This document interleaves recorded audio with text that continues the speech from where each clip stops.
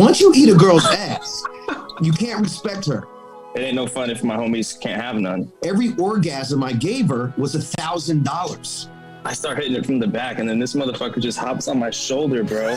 She said, I want you to get me pregnant, but I don't want you to have anything to do with the baby. I want to be cuddled up next to some big titty booty, you know what I mean? One girl wanted to have sex with me while I was taking a shit. My dick's not made for the big screen. You know what I mean? Like, it's made from my own iPhone. If you're doing DP and your dick is like the smaller one in the DP. Bro, during COVID, it was so hard to get some ass in that house, so I had to move out. It was an ass-demic, bro. I mean, I was forced into having sex with his girlfriend while she blew lines off his dick. Just the thought of being in the room with 4 other hogs just makes me like, it makes my dick go inwards. If you're having sex, fucking come in the garbage can down the street and then go back home. 1, 2, 3, 4. Don't mind if I do. Covino and Rich. Are you ready? Honestly, how do I deal with you every day? Get ready. You heard all about it on the radio. Get ready. Whoa! Yeah! Holy mother nugget! And holy mother meatball! I'm the smartest man alive! You're so ridiculous. What? You're such a fool. Get out of here.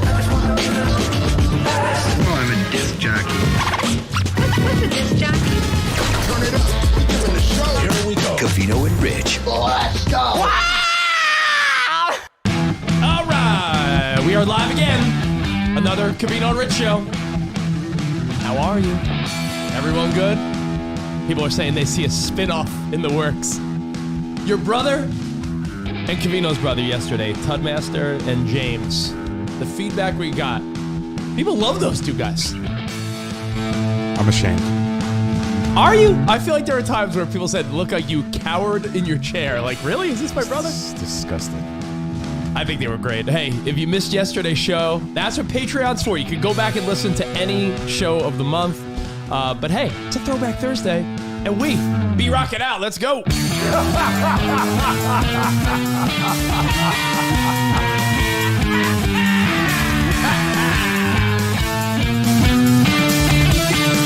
All right. Might have a few guests stop by today. Just a couple hellos from Covino and Rich, friends of the show. Wow. Wow. But update on Covino would be that I talked to him for a few minutes last night. Did you talk to him or did you text him? We text. You don't talk? I don't bother him.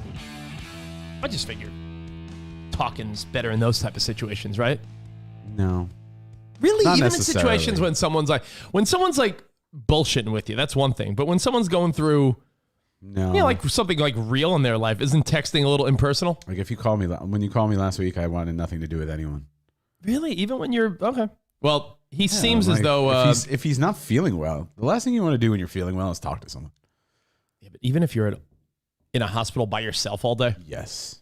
doesn't that get a little boring? I feel like you know that's who you the talk sense. to? The nurses, scrub butts, doctors. You don't talk to any of those people. They're rudely coming in. phlebotomists. You're talking to, you're interacting Phlebotomist. with a lot of people in the course of a day. If anything, you're looking for those moments of peace and quiet because you're constantly being harassed. Today's guest, a priest and an exorcist to PAs. cleanse the show after yesterday. What was your big takeaway from your brother and Tommy yesterday? My big takeaway is that I had no clue that your brother James was into the idea of wanting to watch his wife with someone else. He's disgusting. Is he? Is he? Or is he just a wild guy? Your brother's Ruh-roh. fun. Let's see. They were like cartoon characters. Life lessons from Tommy and J-Rock. What's uh-oh? I don't know. It seems Is uh-oh like we're on or no? no, we're on. We keep talking. Okay, because someone said, what happened? What the fuck? So now I'm saying, did something happen? The stream just kind of paused for a second. Oh, okay.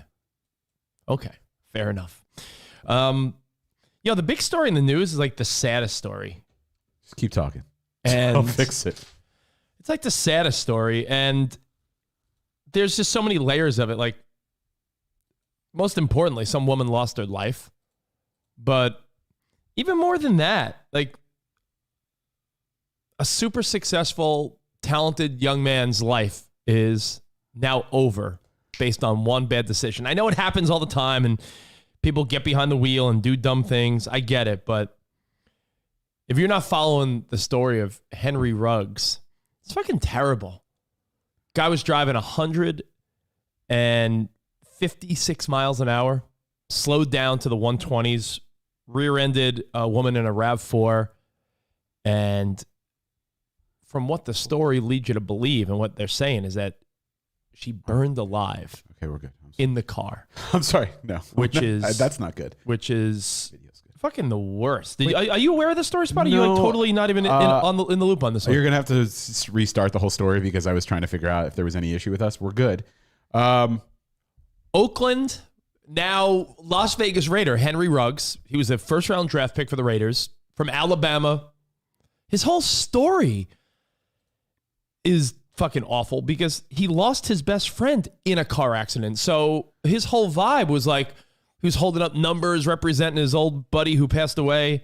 And now he's responsible for a 3-4 in the morning, 150 mile an hour unnecessary collision that took the life of a young woman. Listen. And the video of him just sitting there like on the sidewalk hugging his girlfriend, knowing that like, yo, my life is over now. You see the car in the background burning, which you know that woman is in the car dead burning. It's like fucking who goes 150 miles an hour? I know he had a new Corvette, one of the best wide receivers in the league, young guy, and just like that, his life's over. He took a life and now his life's over. This guy's going to jail. And then I wonder if he ever gets out in his youth, if he will, I don't know if he will. If he gets out, will he ever go back to the NFL? Will a team ever accept him? He got drunk at Topgolf and he had a loaded gun in the car. This kid was doing everything wrong. Now, from what I understand, I don't know. In what world do you think going 150 miles per hour is acceptable? I don't know, dude. Covino gets mad at you when you go 80 miles an hour. So imagine going 150 miles an hour. Exactly. Like, I mean, I go within my safety feel, dude. Anything above 90, and I'm like, I just wonder, like, are you secretly having like a death wish? Only because, like, whether it be high school, college, anytime you've ever known anyone to even have like one or two drinks, and they're like, I'm gonna drive home. I'm good. I had like a drink. That person still drives cautious. Like, who would drive under the influence and then drive under the influence going double the speed limit? It's wild. It's not going 40 and a 20. Motherfucker was going over 150 miles an hour, faster than any of us have gone in a car. Rear end someone. The fastest I think I've gone was like 105. 105, maybe. No, I think I like hit 100 or no, probably 110. No, 100. Or 101. You drive to Vegas from LA on those long stretches of straight road, and you look down, you're like, oh fuck, I'm going 90, 100 miles an hour. I don't think he was in the middle of the desert on the way to Vegas, was he? He was more on a side street spot. He was coming off side street, and he hit her going 127 miles an hour. The car went 520 feet. They're saying the equivalent of, like, think about it, the equivalent of like a football field, right? They think they're invincible. Big Steve said it. We baby athletes. So they think they could do whatever they want. It's true. Look at that. And that's the graphic video. See the background picture of the fire? This is gruesome. I should have even warned you. You may not even want to see this. Warning graphic video. I don't want to see it. Spot. I'm not going to play it. The car in the background. We don't need to play it. No, the car in the background on fire, right? Mm-hmm. 23-year-old woman was heard screaming. She was trapped in the car before it burst into flames. So he's sitting there. People tried to help, and they helplessly couldn't get this woman out of the car, and she burned to death. And she had her little dog in the back seat. Like, look at this car. It's obliterated. And that's his car. Yeah. The impact of which he hit her was probably insane. Maybe Mike brings up a good point. He goes, in those supercars, maybe you lose the sense of how fast you're going, but 150 in a neighborhood, after you got drunk at Topgolf. There's a picture of him. There's a picture of him at Topgolf partying it up, and then it just sucks. Like you lose feel. Like you might look down at your speedometer when you're on the highway and be like, "Oh fuck, I'm on the highway." Yeah. After driving for a while, and you're like, "Oh fuck, I'm going 90." Yeah, or you're on like a local avenue or boulevard, and you look down, and you're like, "Oh fuck, I'm going 55. I should be going like 40 something." Like this That's happens. Like normal. You mentioned on the way to Vegas, I wasn't trying to go 100 miles per hour, but I looked down at the speedometer, like, fuck, I'm going 95. You're going with the flow of traffic. And you're like, fuck, is everyone going 90, 100 miles an hour? I guess it is a straight road. I tapped 100 just to say I did, and then I dropped back down again. But it was like, it's straight open road in the middle of the desert at night where no one's around. Not to be a Debbie Downer or a morning show. I'm admitting to committing felonies. But Spot, it's a terrible story, and not anything because it has to do with football. This woman lost her life, but where football ties into this. As Wes, the speed limit on that street is 45.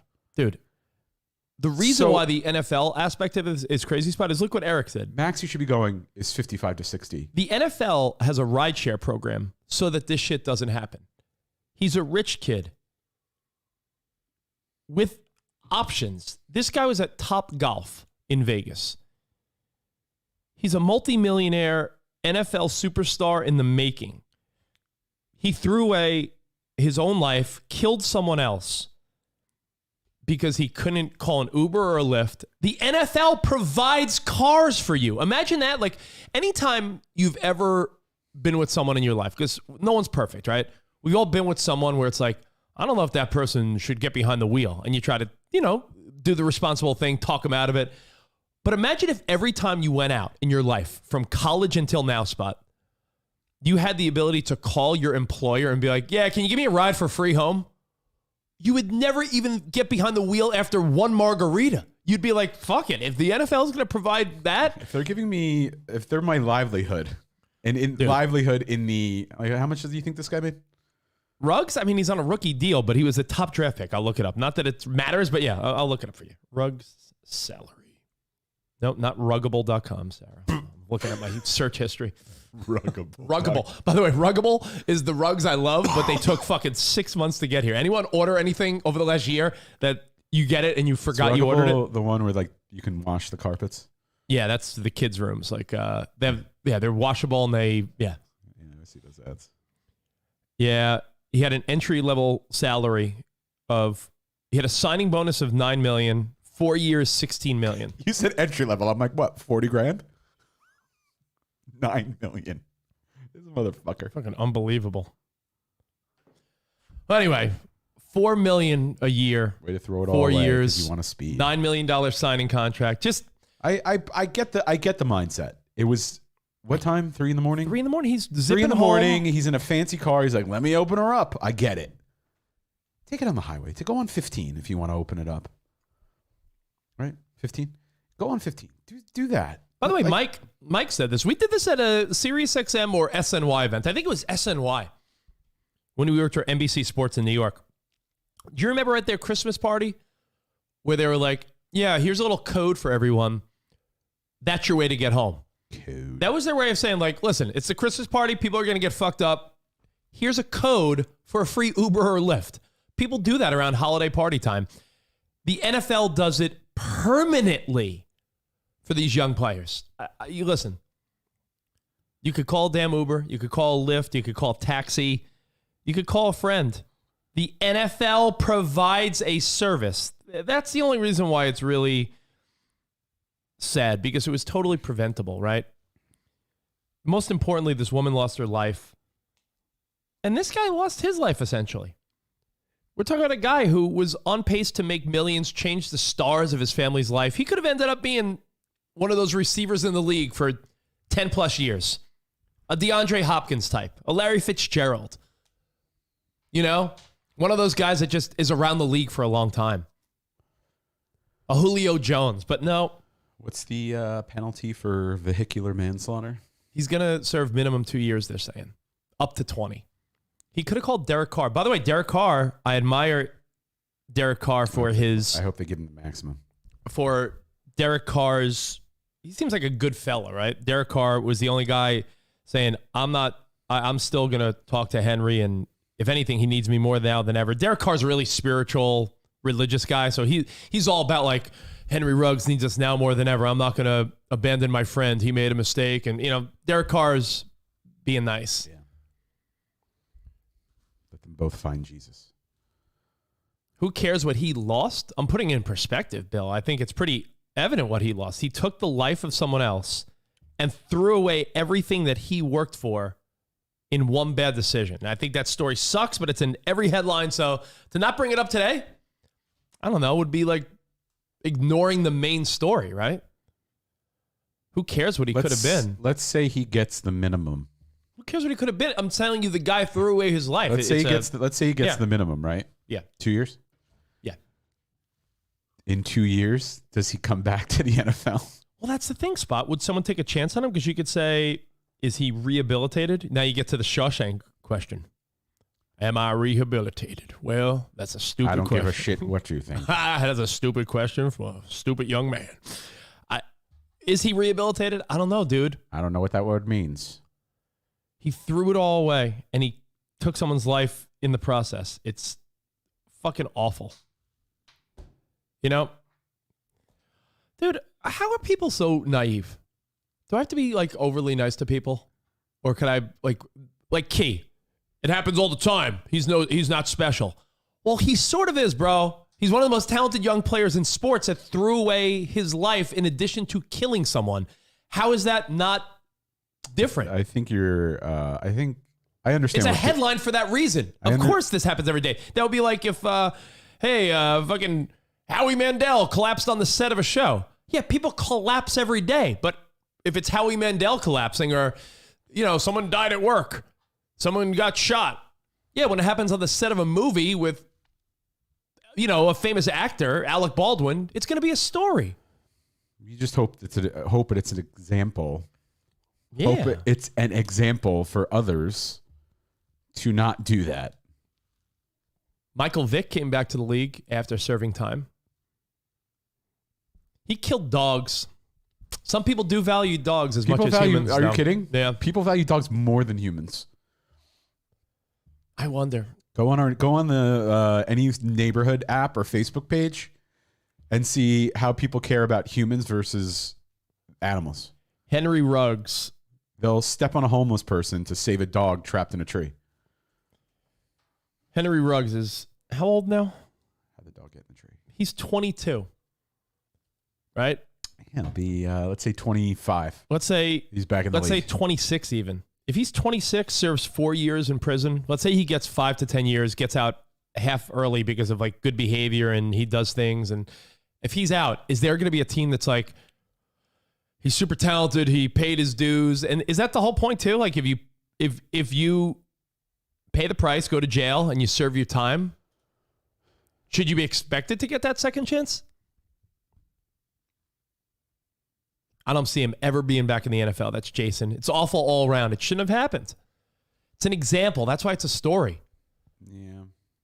It's like... That's why it's a story, guys. It's a story because he killed someone and he threw away so much with so many options to not do it. That's the point. The point is, here's a guy that could have called... He's rich, bitch. He's got money. He's got millions. He could have called the cab, an Uber, the NFL car service, anything, but there's more to it. It's not just like, hey, I went to a Topgolf. I mean, not that there's degrees of drunk driving, but there kind of are. It's not that he just went to Topgolf, had a few drinks, and like decided to drive himself home. He went to Topgolf, had a few drinks, and then decided to get in his car and drive 150 miles per hour down a residential or side road. It wasn't, and then slam into someone at 127 miles per hour and kill them in a fire crash. It didn't have that accidental feel. No, that some accidents have as well, right? Meaning, like Spot just said, if it was fender bender, this was beyond. This was beyond impairment. If it was fender bender on his way home from somewhere and someone got hurt, that's way different than the guy's fucking plastered going 150 miles an hour. And because he had a lot to lose, it's a story. 0.161 blood alcohol level. That's bad. That's... What is that? 4 or 5 drinks? I don't know. How many is that? I know one drink gets you So it's like maybe 3 drinks. I feel like 1 drink gets you to like 0.08. The family of the deceased, 1.5 drinks maybe. Maybe they go after Top Golf as well for serving them, but serving someone 5 or 6 drinks ain't going to get anyone in trouble. Unless they were fucking stumbling around. Yeah. And the fact that she burned to death while alive in that car, trapped, will also weigh heavily on this outcome. I agree, Clove. Because the story itself. 1 drink is 0.02 to 0.05. So that's like 3 to 4 drinks. 0.08 is drunk, apparently. Is quote drunk. 0.08. 0.08 is the legal limit. 0.08 is where the start of impairment. So like 2 drinks is over 0.08. Isn't it always That's sad how drinks. isn't it always sad how the drunk fucking piece of shit is always the one that walks away alive, and the person they hit is always the one that dies? That's fucking like feels like the sad reality in so many of these. Well, a lot of times too, like people pass out behind the wheel. Your body almost protects itself more when it's like at rest. Isn't there a part of you? And we'll get off this story quick. It's fucking sad, but it's a learning lesson, for people with kids, right? A good example to show your kids. Maybe you should never trust someone behind the wheel after some drinks. Like, this is a learning. You got to take these things and say, what could you learn? Rich, they've been doing that for years. I know, think of the drunk driving cars, the accident cars that they put on the front lawn of the high school around the prom. They've been saying this for years. This one example, this shitty example, is not going to push people over the edge. Yeah, I know. Unfortunately, it's. I wonder. Some people are speculating. Was he trying to do like? At some point, you wonder, were you trying to do damage to yourself? No. Meaning, like, it's almost like you have a death wish. If you're, dude, everyone knows that if you have drinks, being a thrill seeker doesn't make you a death wish. Yeah, but you got to be cut from a fucking weird psycho cloth, because I'm reading the feedback. Can we all agree that, God forbid, you had some drinks and you had to go home? And you had to get in a car. Let's say you had no choice. Wouldn't that be the most careful car ride? Wouldn't that be a slow car ride? Who is impaired and says, let me double down and fucking drive 100 miles an hour over what people drive? It's like self-destructive. Like, there's almost... No. You're reading way too much into it. Speculation that he was racing someone, maybe? He hit the brake, so it showed that he tried to stop. I would hope so. No, meaning like the airbag deployed for himself. Yeah, it's fucking the worst story. So we can move on. Keep in mind, worst story ever. At 127 miles per hour, correct? Right? He could have been. I mean, even with who knows? Like, someone could have gone through the windshield. Dude, 22. His young girlfriend. The victim is 23. We're talking about a bunch of kids. He had $9 million and he was 22 years old. He felt invincible. Yeah, I assume he meant to say invincible, not invisible. Yes, invincible. When you're young, think of all the dumb shit you did when you were young. Not this dumb. But like, you've touched dumb when you were that age. We got to remember, Pat's saying you were working in radio, making a good amount of money for a young kid. Yeah, you did dumb shit. Not this dumb. Yeah, I mean, I did dumb things. Well, but you did dumb things. I think about. I mean. Imagine if you were making millions and millions of dollars, you'd be doing dumber shit. Well, dude, think about it this way. How many times did you do something dumb and get away with it? Lots. Right? A lot of times people don't. Like, I'll give you a way. It's the statute of limitations on driving while drunk. Could I give you a way less serious offense, obviously? How many times we're saying, like, there's people that get behind the wheel and drive drunk, right? And they get away with it, and luckily never hurt anyone. This guy kills someone. The worst case scenario versus the best case scenario. What about someone that slept with someone they didn't love or care about, like a one-night stand? Right? This is the lesser example, by the way. Did I get my brother on the phone? No, but what I'm saying is, think of someone that slept with someone one-night stand, someone they didn't even like. The person's like, I'm pregnant. And you're like, how many times did someone get away with hooking up with someone and be like, whew, close call, versus someone that's like... Tell me, Rich. No, yeah, but I'm saying versus someone like coming back and saying, I'm pregnant, or hey, you have an STD, or hey, I have this disease, or how many people have hooked up with a stranger, got them pregnant, or got like herpes or something, versus the people that hooked up with someone and got away, what do they call it, scot-free? This is just the serious version of that. People do these dumb things all the time. This guy threw away his life and killed someone. Yeah, think about dumb shit. Think about, just think of the speed.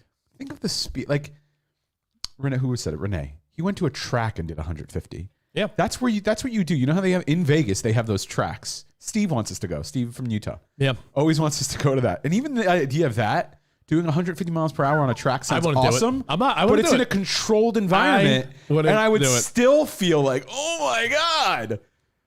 I wouldn't do it. I don't know. Call me a big pussy. Like, think about, you know how when you're call me a big pussy. Call me a big pussy Pastori. I would love to know this. What's the speed that an airplane goes when it's taking off?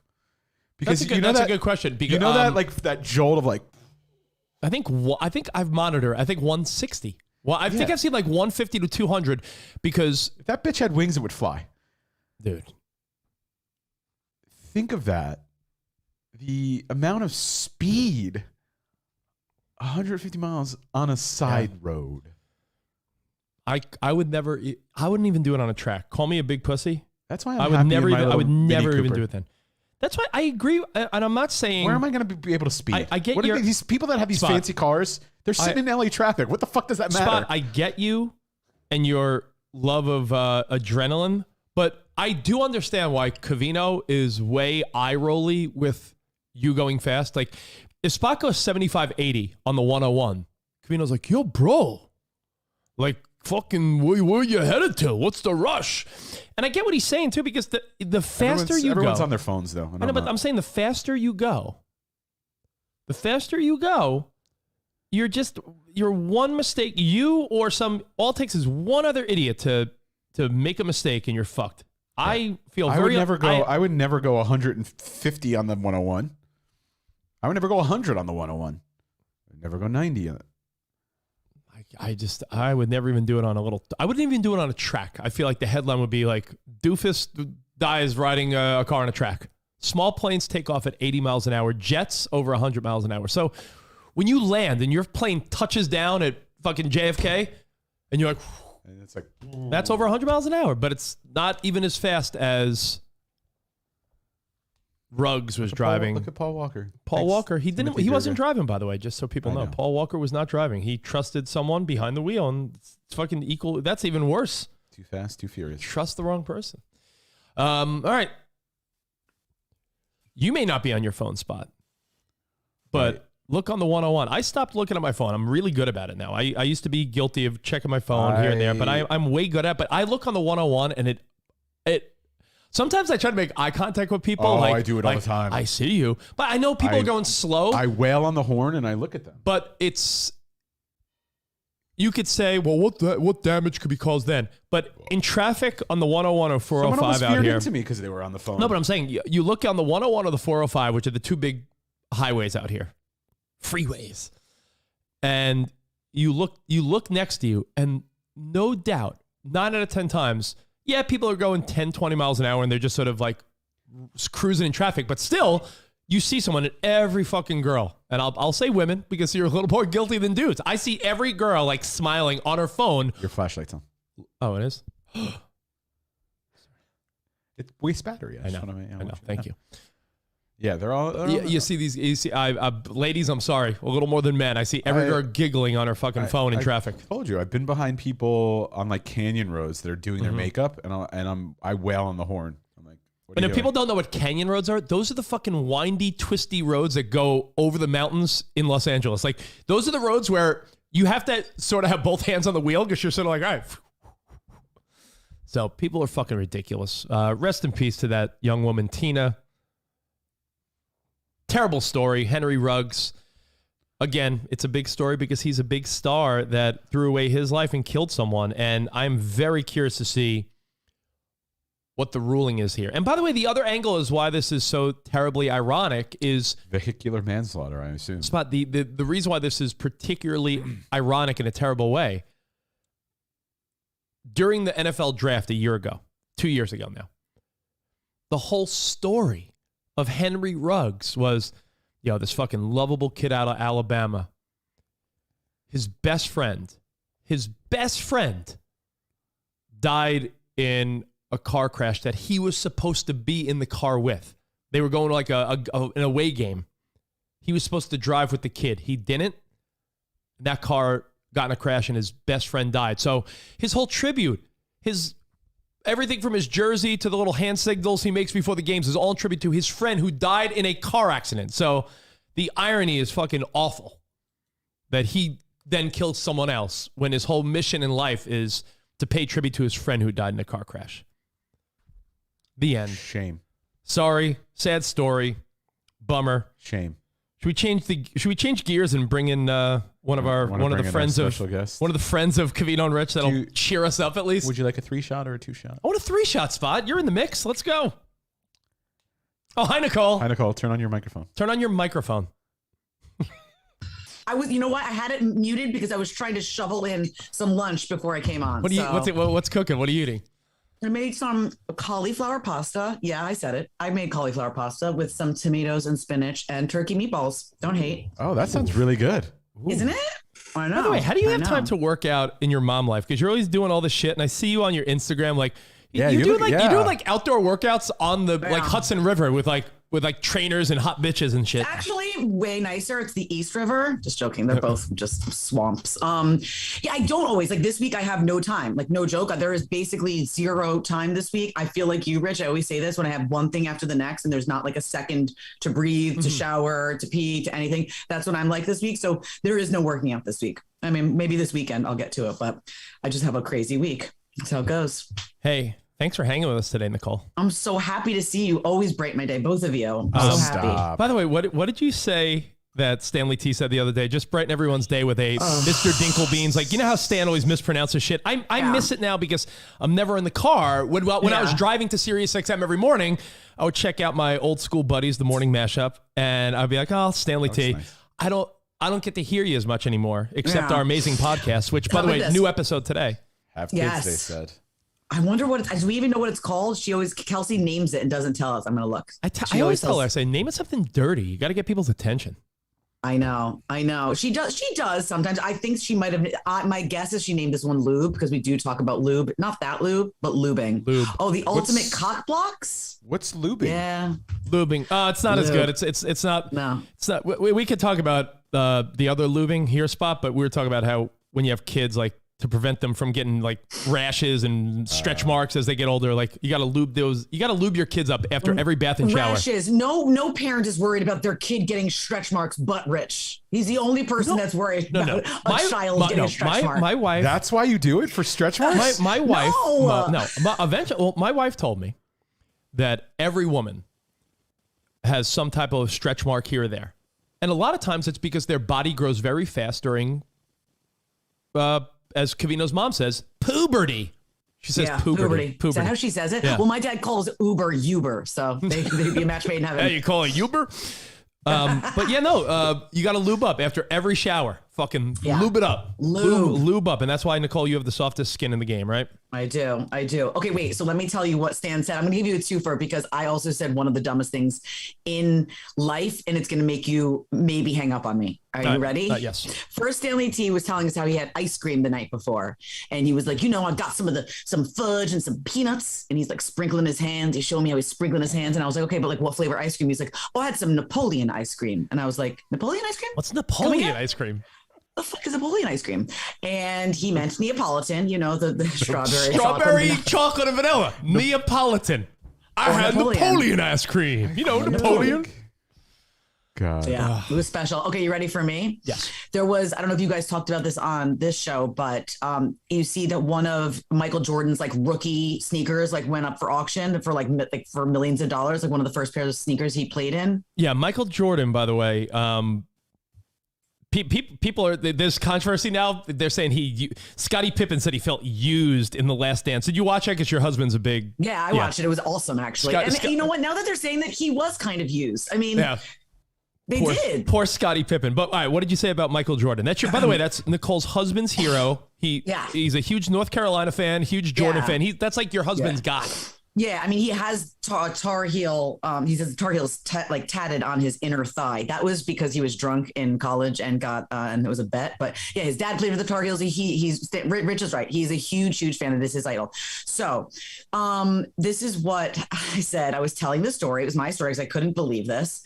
I mean, I guess I could. It's Michael Jordan. But I said, all right, guys. So the late great Michael Jordan, and they were like, nope, not late, still alive. And I was like, what?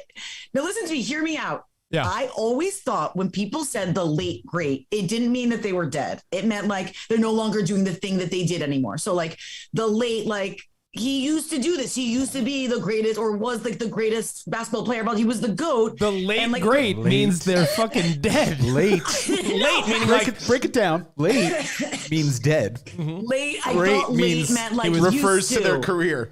So the late is like- the dead part. Yeah. The great is the good part. I blew it. They were torturing me. I was like, I don't know. I had to like apologize to Michael Jordan for trying to kill him. They were like, he's still very much alive. He runs a little brand called Jordan. The late great. Yeah. So And he's a basketball owner too. He's still very much in the public eye. He's very much with us. So the late great, I learned this week or last week that it meant. Oh, by the way, you know what I would love for you to try to explain, since people love to bust your balls and they still play Nicole versus the Streets. Spot and I were talking the other day about NFTs. Yeah. Do you know anything about NFTs? I just know that they don't make any sense to me, and people are like buying these things, and I feel like it's going to be like a passing fad, and it's just like, oh, this picture, this meme you can like buy for millions of dollars, and how are you going to make money? I don't know. Actually, the answer is no. I don't fucking understand. Okay, because we don't either. But I don't understand I don't understand the making the money part. Okay. That's what I don't get. Like, I understand what they are, but I don't know how to make money off of them. Okay. Yeah. And Yeah. isn't I that get the goal? it. You're spending an exorbitant amount of money, but It's like you're buying a trading card, but exactly. That's how it feels to me. How is it? Where? I'm Well, I'm sorry. I'm sorry to break the whatever. Is it the fourth wall? The third wall? Yeah. what wall is it, Nicole? Can you not, the 10th Can you not wall? see yourself? Is this your problem? No, I just want to know. Like, you asked me if I wanted to go on the chat. Am I in the chat? Oh, I just sent you like the link to so you can see like the live chat on YouTube. Oh, so I can see people that are talking to us. Got it. They're talking Sorry. shit about you. Sorry. Didn't mean to break the 15th wall. Yeah, Kenneth said potty mouth Nicole is the best Nicole. We're very casual here. Yeah. Nicole, Well, you know. I wanted to ask you two things. Number one, we talked about this the other day, but I want your take on Pete Davidson and what the fuck. Like, is there a part of you, being that you've talked about it on our podcast, that you are still as horned up as ever before? Yes, still horned up. Talk about how you crave other penis other than your husband's. I wish I knew that when I saw you a couple weeks ago. Well, Matt was there. I mean, although I'm sure at this point in our relationship, he would have been like, Spotty, you can have her. I mean, like, he's just so done with me. Well, but I'm done with him as well. I mean, you talk about craving other penis on the frequent. I do crave, and I say it to him too. And we've talked about this. Like, it's abnormal / not natural to think that like you're going to be like cool with one dick or one freaking pussy for the rest of your life. It's not normal. Like, I love him and I love his dick, but it'd be cool to spice it up with some other dick every once in a while. It's not the way of the jungle. The way of the jungle is just stick it in anything. You know what got in your head? No, it fucking ruined you? That damn Sarah Shahi show, Sex Life. 100%. That fucked with a lot of women. Now you want fucking rando peni. You don't have Sarah Shahi nipples, do you? Because those things were just... I do not. Those things were everywhere. And razor tips. But they're also, that they were fake, that they put on fake nipples. Yep. Look at Spot's face. Look at Spot's face. Those aren't her nipples? Fake. This will change my whole world. Because in my mind I'm like, man, Sarah Shahi's nipples. Who in the costume department decided that those should be her fake nipples? Google it. I'm telling you that and also if you're just gonna go topless, just go all in. Like, what is this? Like, if you're gonna go topless, I love it. Michael E said Nicole is an abrasive New Yorker, and that's why I love her. Nicole is awesome. She says what everyone's thinking. That's from Cliff. Fake nipples. Lonnie said you're a gem. Jose said, "What up, Nicole? What up?" So is there any part of you when you hear? Because I always feel like women. Same with men too. Yeah. You're attracted to sometimes what other people are attracted to. Like, if there's like a girl, if every fucking good looking successful guy is like, yeah, I like that girl, then you start to be like, oh, let me investigate that girl a little more. When you hear that Kate Beckinsale, Ariana Grande, Kim Kardashian, all these power players, we're not talking just good-looking women. We're talking like hot, successful bitches. If they're all about Pete Davidson, there's got to be a part of you that's like, are you more attracted to Pete Davidson now? No, I am not. I actually, and you can call me out on this, but like I'm telling the honest God truth because I do not lie about this shit. I've always been I had a little thing for him because I met him long before he was on SNL when he used to come up to Sirius and just was like a comedian and did things on like Sam's show or like different people's show. So I met him. Sorry, I have the black lung. So when I did a couple things with him, I was like intrigued. Like they keep saying that in every article about Kim Kardashian, like she's intrigued with him, like she doesn't know, but like that's what it was. He was so funny that there was something kind of sexy about him. And let's not forget, he was the one who coined big dick energy. Big dick energy came from when people were like, why is Pete with Ariana Grande? You know, he's got a big dick. Now that you say it, Spot. As you were just touching your own penis. I heard you peeing in the next room. Big dick energy. Is that you called? Is that really a Pete Davidson creation when we look back? Right? I guess it was. Yeah, that's what it was. Pete Davidson was the first person that people said had quote big dick energy. Yes. Huh. I mean, but now like. Now, okay. So he had the big dick energy, and then it got like a little absurd.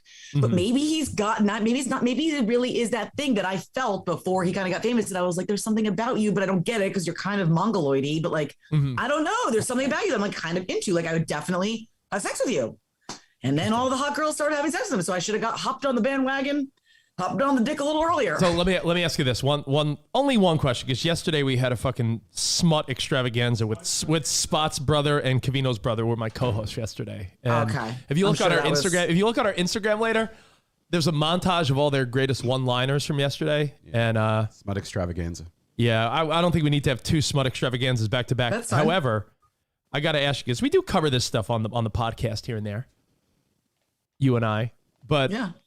Who do you think would get more jealous? Because you and Matt always joke about like, yeah, like, you know, well, you know, one dick or one pussy forever. Like, you think he would get, let's say if you seriously like went out and like, yeah, I hooked up with some stud, would he get jealous, or you think he wouldn't 100%. give a? Yeah.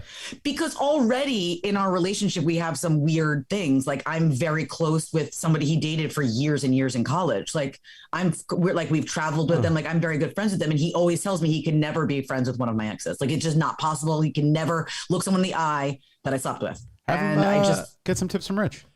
It doesn't. It works. It works. Rich just collects them. It works 50% of it, like NFTs. It works 50% of the time. It doesn't work. It doesn't work all the time. Yeah. When it comes to being friends with exes, you know why? The only way you could be friends with exes is if both people are completely past it and over it. If people are not past it and over it, and there's like still wounds, or you know people are still mad or butthurt about something, it won't work. But yeah, So Matt, I have a question. If you bumped into a dude, let's say you were out and about at a bar. Yeah. Yeah. And by the way, you know how I know Nicole goes to the bar too much, Spot? I'd love to hear why, Rich. Because I feel like you probably could think of a million reasons. Why Nicole goes to the bar so much?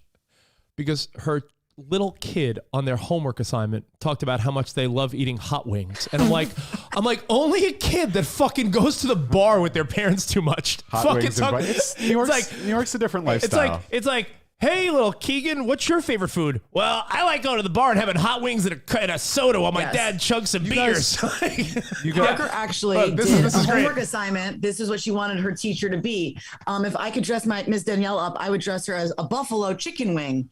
I love buffalo chicken wings. They are so good. I eat them at the bar. Show the picture to everyone, please. The picture that your daughter drew. This poor woman. Of her teacher. That's there you go. Sorry. Yeah, there we go. Oh, sorry. There you go. That's it. Hold on, let me pull up a full shot. Can I do that? Yeah. I don't know. Yeah. Look at, and there's a little chicken dick down there. Wait, what is that? What is that? I don't know. It's a chicken dick. She told me it's the thing you hold on to when you eat the wing. You have a baby in a bar. Yeah, but we live in New York City. I know. I bring activities for them. I give them iPads, coloring, toys, and they get to eat fries and wings and chicken fingers, and I get to have a couple drinks, and so does Matt. What's wrong with that?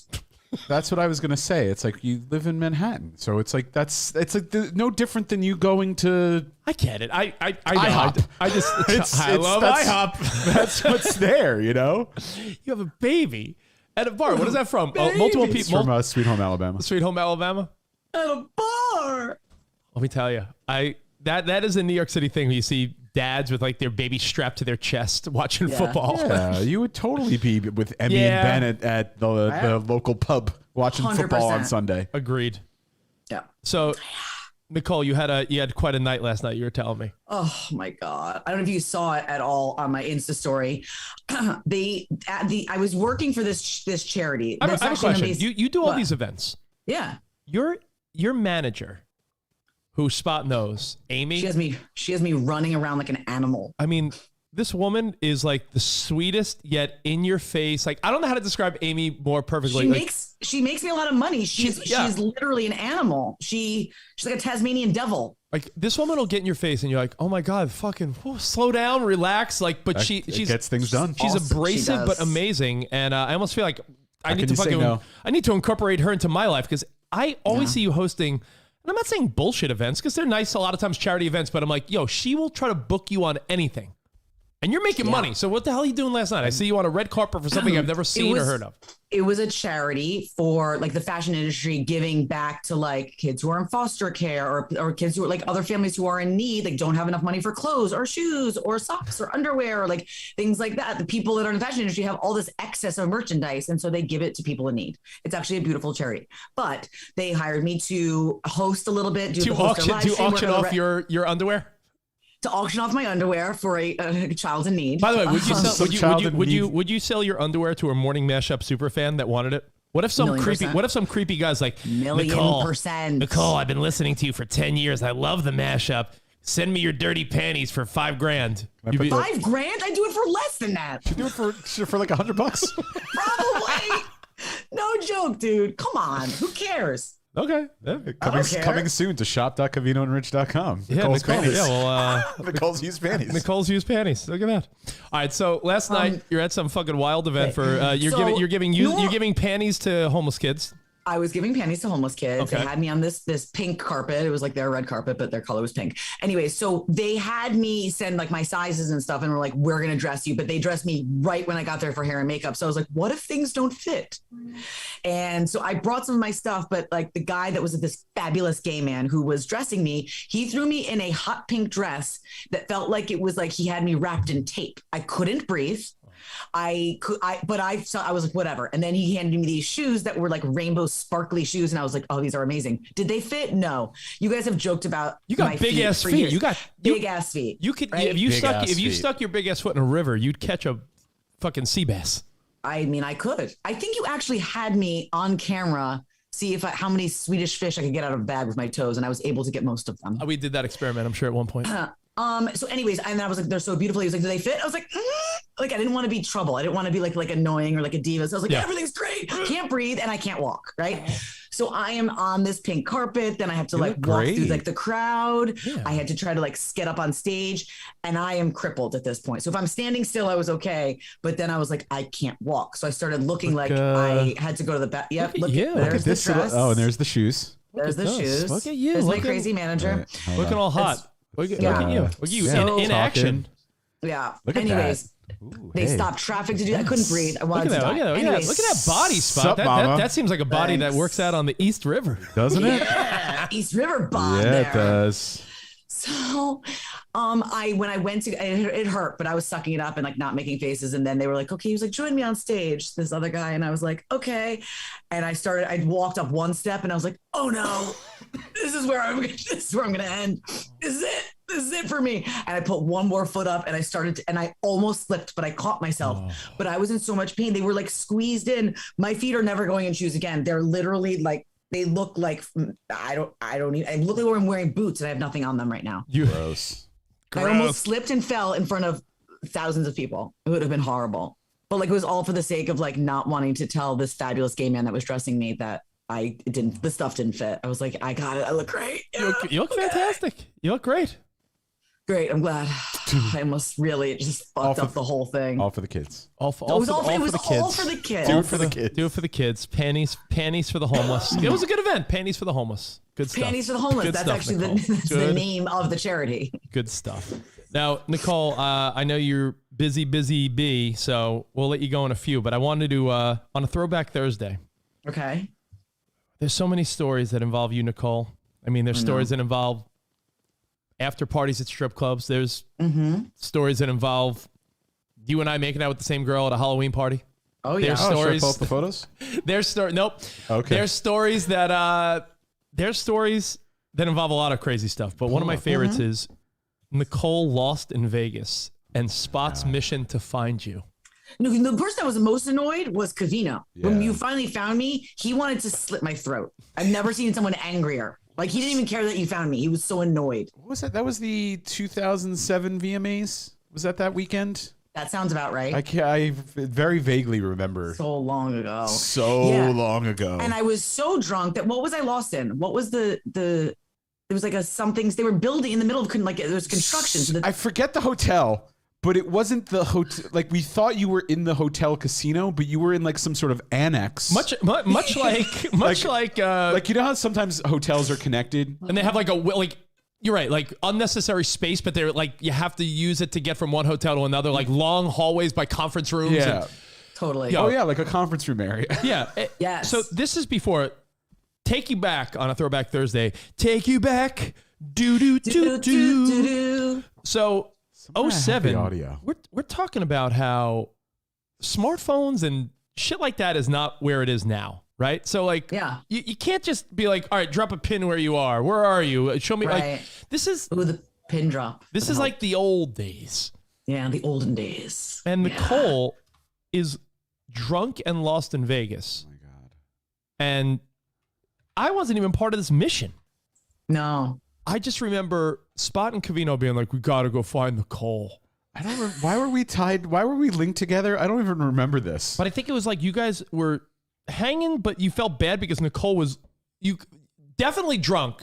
And she didn't know where she was. So she was alone in Vegas. She's like, I don't know where I am. I was drunk and probably I'm near possibly it. on some. I might have been on something else because I remember I was kept going, turning the corner, and then there would be like another long hallway of like a hotel room of a hotel hallway, and I was like, I see the Shining twins. I was sure that at the end of every hallway, I kept seeing those girls from the Shining, the twin girls. Shining Twins. I remember that. You're like, oh, the fucking Shining Twins. Yes, it was bad. It was not That's my. what happens when you. finest moment. That's what happens when you do Oh, it was cocaine with the after- strippers at Spearmint Rhino. It was after there was a Maxim party that weekend.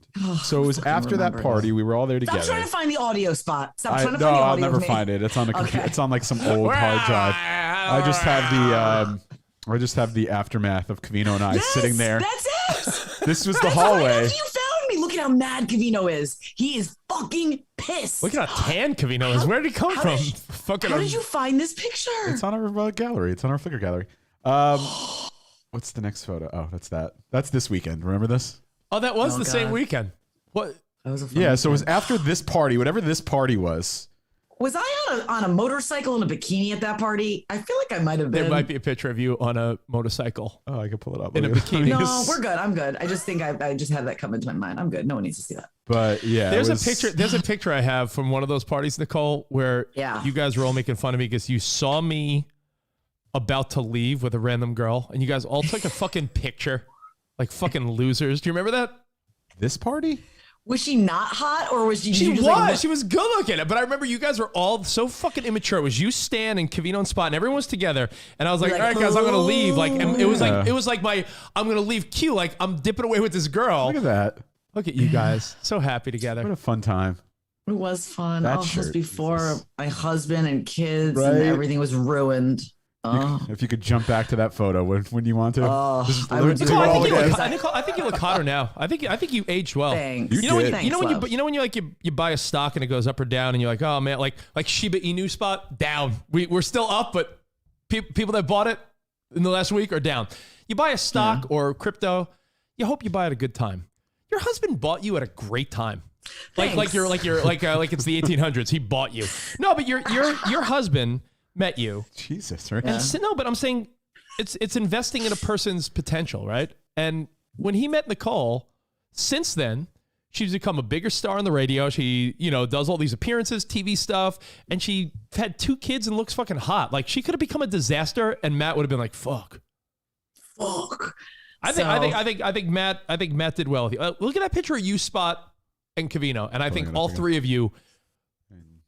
Look at all 3 of you in that picture. You just look young and hot messes, kind of. It's also a weird. I feel like all 3. I know it's a very bad angle. I mean, all 3 of you look up my fucking nose. great. Like Covino looks the exact same. Spot, you're like the cooler bearded version of yourself. And Nicole, you look fucking great now. My face is so Thanks, smooth. Lon. You have such 2000. You have such 2000s makeup on. Isn't that funny? I do. You can tell. It's horrible. Almost like I have like a white mask on my eyes.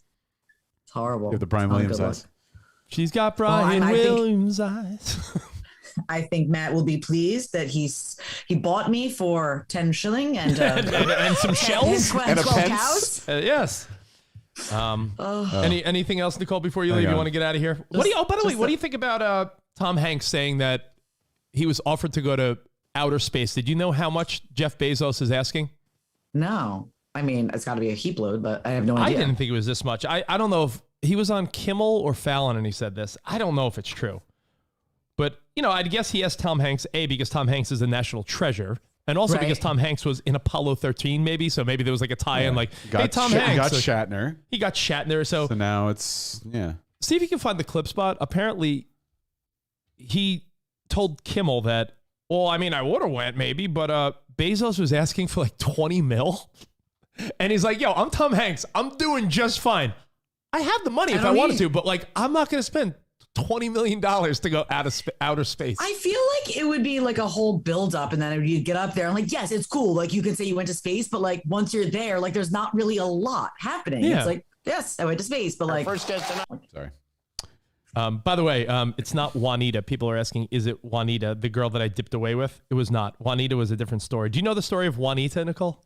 I mean, I'm sure I do. I know many of your stories, or most of their stories. When was Juanita? During my time? No, Juanita was a girl that I met at a SiriusXM event. Yeah, this was a different trip. This is a different trip. So Juanita was in our March trip to Vegas. This trip that we were on was in August or Is this September. same time frame?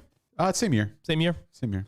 Yeah, this is during that weird year where I was technically 100% single. It was between girlfriends. I was actually legitimately single. There was a girl that was a listener. She wasn't a listener. Check.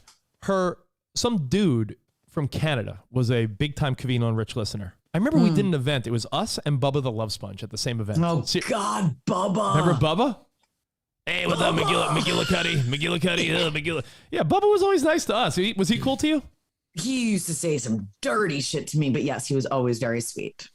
You were very dirty back then, too, though. I was very dirty back. Yeah, it takes a lot to offend me, as you know. Do you remember pranking Nicole at the front desk? Oh God! You used to call and ask me you would call and ask me. You would be requesting songs. Yeah. I'd be like, "Good morning, Sirius Satellite Radio." It's before we. Yeah, it was probably before we. You were an XM at the time. Good morning, Sirius Satellite Radio, and you'd be like, "Yo, can I get?" And you'd request some absurd, lame. Oh, song. we'd have employees around the office come into the studio so you knew it wasn't us, and we'd have them ask you for songs. It was so fucking annoying. Fun. But anyway, Juanita, we were doing an event with Bubba the Love Sponge. And some listeners I love you, bro. I love Covino Rich, I'm Canadian. And this fucking really cool Canadian guy was like, yeah, I'm here from Canada with was it his cousin or sister? Spot, was this his cousin or sister? It's his cousin. He's like, I'm here with my cousin. And she was some good-looking blonde girl, but her name was Juanita, so it didn't match. It was it just ruined it. Hey, blonde girl whose name should be Tiffany. She was Juanita. She was Juanita.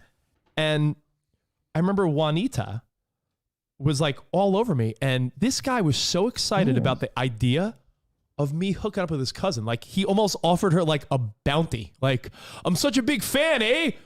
Here's Juanita. And I'm like, what? And this girl was his cute cousin, and she was flirty and all over me.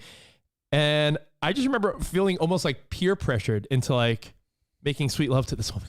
Oh my God. Did you bang Juanita or make love to her? Nicole. Did you touch her boobies? Make love is what I did. You made love? Yes. It was slow and sensual? They held each. It was missionary only.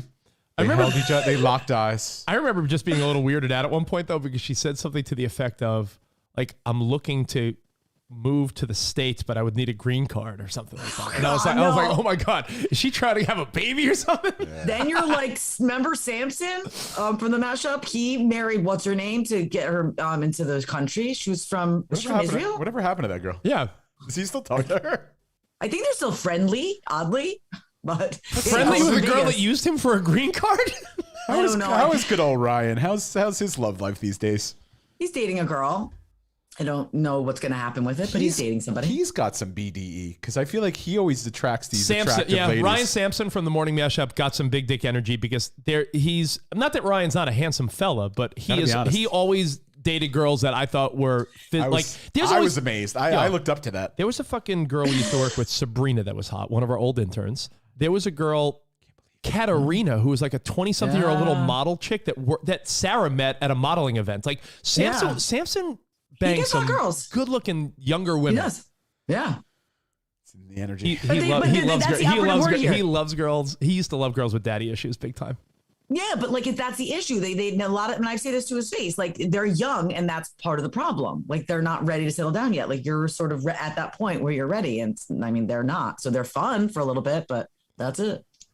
By the way, at this stage of the game, if you weren't with Matt, what would your age range be? You're what? You're a good looking mom. You're a good looking mom in her mid 30s. How old would you go? Like I would say 48 to 53 would be a good range for you. It's a little old for Nicole. That's a nice established businessman. Well, you're what, Nicole? 30 what? 36? I'm 39. 39. Shit. Yeah. You got old. I just turned 39. It's a fresh 39, okay? You're a fresh 39. So you're 39. Your husband's what? Covino's age 45? He'll be 45 in December. Okay, so 39 and 45. Yeah, maybe 48 to I say 45 to 50. Yeah, I'm fine with that. That works. I mean, I usually like a little bit older. Nice Wall Street tycoon. Pampers you. If he's going to be a Wall Street tycoon, he needs to be fun and like a little bad and bad news. Like I need enough bad. Okay, a Murray Hill douche. Yeah. What about this? If Matt and you were not together, would Matt go for some like eye rolling, inappropriate, like 28-year-old or 25-year-old, or like would Matt like what would Matt? Yeah. Yep, 100%. Like that's exactly what he would go for. Parker and Keegan, here's your new mommy, and she's like 23. Yeah, I remember in like a drunken fight one time when I like think I threw the D word around. He was like, and I'm not talking about dick, and he was just like, divorce. You can't throw around the divorce word. You can't throw around the divorce word. I'm so bad with that. I know I shouldn't, and I always regret it. But we were fighting, and he was like, whatever. Your kids are gonna hate you when you ask them to call your new guy daddy. I was like, what? How did we get there? That was what he said to me. You're the only one. You're the only one calling him daddy. Your kids are gonna hate you when you tell them to call the new guy daddy. That was his comeback. Like that was like how he tried to like hurt me. I was like, and then I just stopped. I was like, oh, is this the fight? Is this actually happening right now? This is occurring? He's the best. Your husband's, you guys are perfect for each other because you're both equally fucking hilarious disasters. Love it. Yeah. Never forget that when you fight. Always remember, we're disasters that are meant to be. Yeah. Wall Until Street. I can't do it anymore. You're a good 1-2 punch. You guys are. Yeah. Oh, by the way, one last question for you, Nicole. It's a boring one, but I was cleaning yesterday. What's you and Spot's take on throwing out old shirts, t-shirts, sweatshirts, jeans, everything? Do you do the whole like, if I ever wore it in a year, but then like the last year and a half, you haven't really wore anything. So no, I'm the daughter of a hoarder, so I have hoarding tendencies. I do the spring cleans. I recently just did my closet and my drawers, but I'm the girl who's like, this t-shirt I haven't worn in forever. Like maybe there'll be like some event where I need like an old dirty t-shirt and like I'll use this. You know, like, Halloween costume, right? You never know. It's the you know what it is? It's the Covino, Nicole. And the Covino is something that I used to think is when I was younger too. Guys, and I guarantee if you ask your fucking bozo husband, he'd say the same thing. Guys keep old clothes because like, hey, what if I like have to paint or play tackle football? Like for some reason you keep certain clothes as if like you're gonna still play in the mud like you're fucking 13. Yes, I have those thoughts. They go through my head, and I don't play with the mud, nor did I ever. I just still think maybe I'll do an obstacle course where I'm going to need to run around in the mud, and I'm going to need this pair of sneakers that is old and crappy in case I need to complete an obstacle course, and I will keep them for that reason. Nicole, apparently people are saying I can't end on a boring note about clothes, so I'll ask you one more dirty question in a second. But okay. Spot, can you pull up the picture? I talk about my favorite Nicole story where it was like she was banging some dude that had like a pencil penis. Oh, let's talk. All right, pencil penis. We'll wrap up. That's my favorite. That's one of my favorite stories of all time. We'll wrap up with little penis, little penis boy. Okay. First of all, he was super hot. All right, but we'll talk about little penis boy in a second. By the way, it's not me. See, Spot, I sent you a picture earlier today when we talk about old shirts. I found a picture of an old shirt. I have a vid. Leave me alone. I have a picture of an old shirt that was famous on our show because you guys used to make fun of how I would have graphic T-shirts that had sayings on them that no one knew what they meant, but I would be like, "Who cares? It was the 2000s." I found in my cleaning, and then I realized what I need to do is I'm not going to make some corny ass fucking quilt like people say. Make a quilt. My old T-shirts and shirts that mean something that I'm never going to wear, I put in a pile, is designated somewhere, and I'm just going to keep it. I'm not throwing it out, but I'm not making a stupid quilt. It doesn't take up a lot of space, but Spot, I found my Virtue and Valor polo shirt. Oh, Virtue and Valor. I remember Virtue and Valor. There it is. Oh, and you know what made it worse? You were wearing a shirt that said Virtue and Valor, and that was when you really used to have a high hair wall. Your pompadour was higher than high. The Virtue Valor polo shirt. There it is. And Spot, I sent you. I wonder if I can find it. I sent you one more picture. Right before that, and I want to know, Nicole, you do quite a bit of traveling, as do I, as does Spot. Anyone that is in the air quite a bit. Hope you're not abandoned, by the way, by American Airlines. We have friends, Nicole, that were stuck in cities for days because of those thousands of flights that were canceled. Really? Do you know anything about this? Not really. Airlines are sort of like protesting and shit. But anyway, if you're on a plane, we all know the rules. There's armrest rules. There's overhead compartment rules. 100%. There's like little unspoken rules. Like if you're in the middle seat, the aisle and the window sort of give you those middle armrests. Yeah. If you're in the window, you try not to go to the bathroom 20 times. Totally. If you see an overhead spot, there's no assigned overhead spot. It's a free-for-all. That's why I switched to getting the aisle seat, because I don't want to be trapped in there if I have to go to the bathroom because I drink a lot of water. Now, we've went over all the rules. Yeah. Except one. How do we feel about shoes on, shoes off, socks off? Because this picture is going viral online. There's a picture of a guy that looked down. Spot, the other picture? Did you send it to me? Yeah, it's before the Virtue Valor shirt. Oh, imagine sitting on your flight and you look down and this is what you see from the person behind you. Is this Nicole? No. First of all, my feet, for being really bad, they're way better than that. You have boats, but they're beautifully pedicured, which is nice. Yeah, that is disgusting. What happened to that toe? It never grew. The person's middle left toe looked like it stopped growing when they were a baby. Right there. It never Little grew. nubby. That little piggy fucking stopped growing. Does that remind you of something, Nicole? Okay, so I don't want to look at that at all. It makes me feel But what do you weird. do? Do you just ignore it, or do you turn around and say, "Yo, fucking my man, put on fucking socks or something"? No, that's not something. If you're kicking my seat, I'll turn around and say something, but I can't be like, "Excuse me, put on socks." That's not going to happen. But when I've traveled, when I'm wearing flip-flops, I keep socks in my bag. And if I want to take my shoes off, I put socks on, because that's disgusting. And I don't want to hurt anyone else's feelings or ruin their day with my feet. Stinky ass Cheetos on the plane. Yeah, I take my shoes off. Speaking sometimes. of feet, Spot, I'm texting you a disgusting, vile thing that people are doing on TikTok, and it's a girl putting her feet somewhere that they don't belong. So you want to check that out and share with everybody. It's please fun. do. Yeah. In a butthole? No, that's also a place that they do not belong. Nicole, I don't want to blow your surprise here, but is it the video of the girl who sticks her foot in her sleeping boyfriend's mouth? Yes, fuck. I saw this, and people that are weird, I'm not weirded out by feet. I don't love them. I don't have a foot fetish, but Nicole, if you put your foot by my face, I'd be like, "Oh, whatever, Nicole. What are you doing?" I wouldn't be like, "But not in my mouth." But not in my mouth. And she fully put the whole thing in his mouth, and his reaction is the best, because he's literally like, he's like dry heaving, like once he opens his eyes. It's amazing. Stand by. For me, I'm not grossed out by feet. I don't love them. I'm not like Jose Mengen, who's like, "Brother, feet. Oh, let me jerk off the feet." When I first met Jose, he had a love affair with my feet. Did he want them? Did he ask to rub them? Yeah, and I was like too nervous at the front desk to say no, so I let him. What? Look at that. That's grade A sexual harassment. Now, right, let's watch. Okay, here it is. Let's watch. When you really adore your girl and there's no part of her body you wouldn't put in your mouth.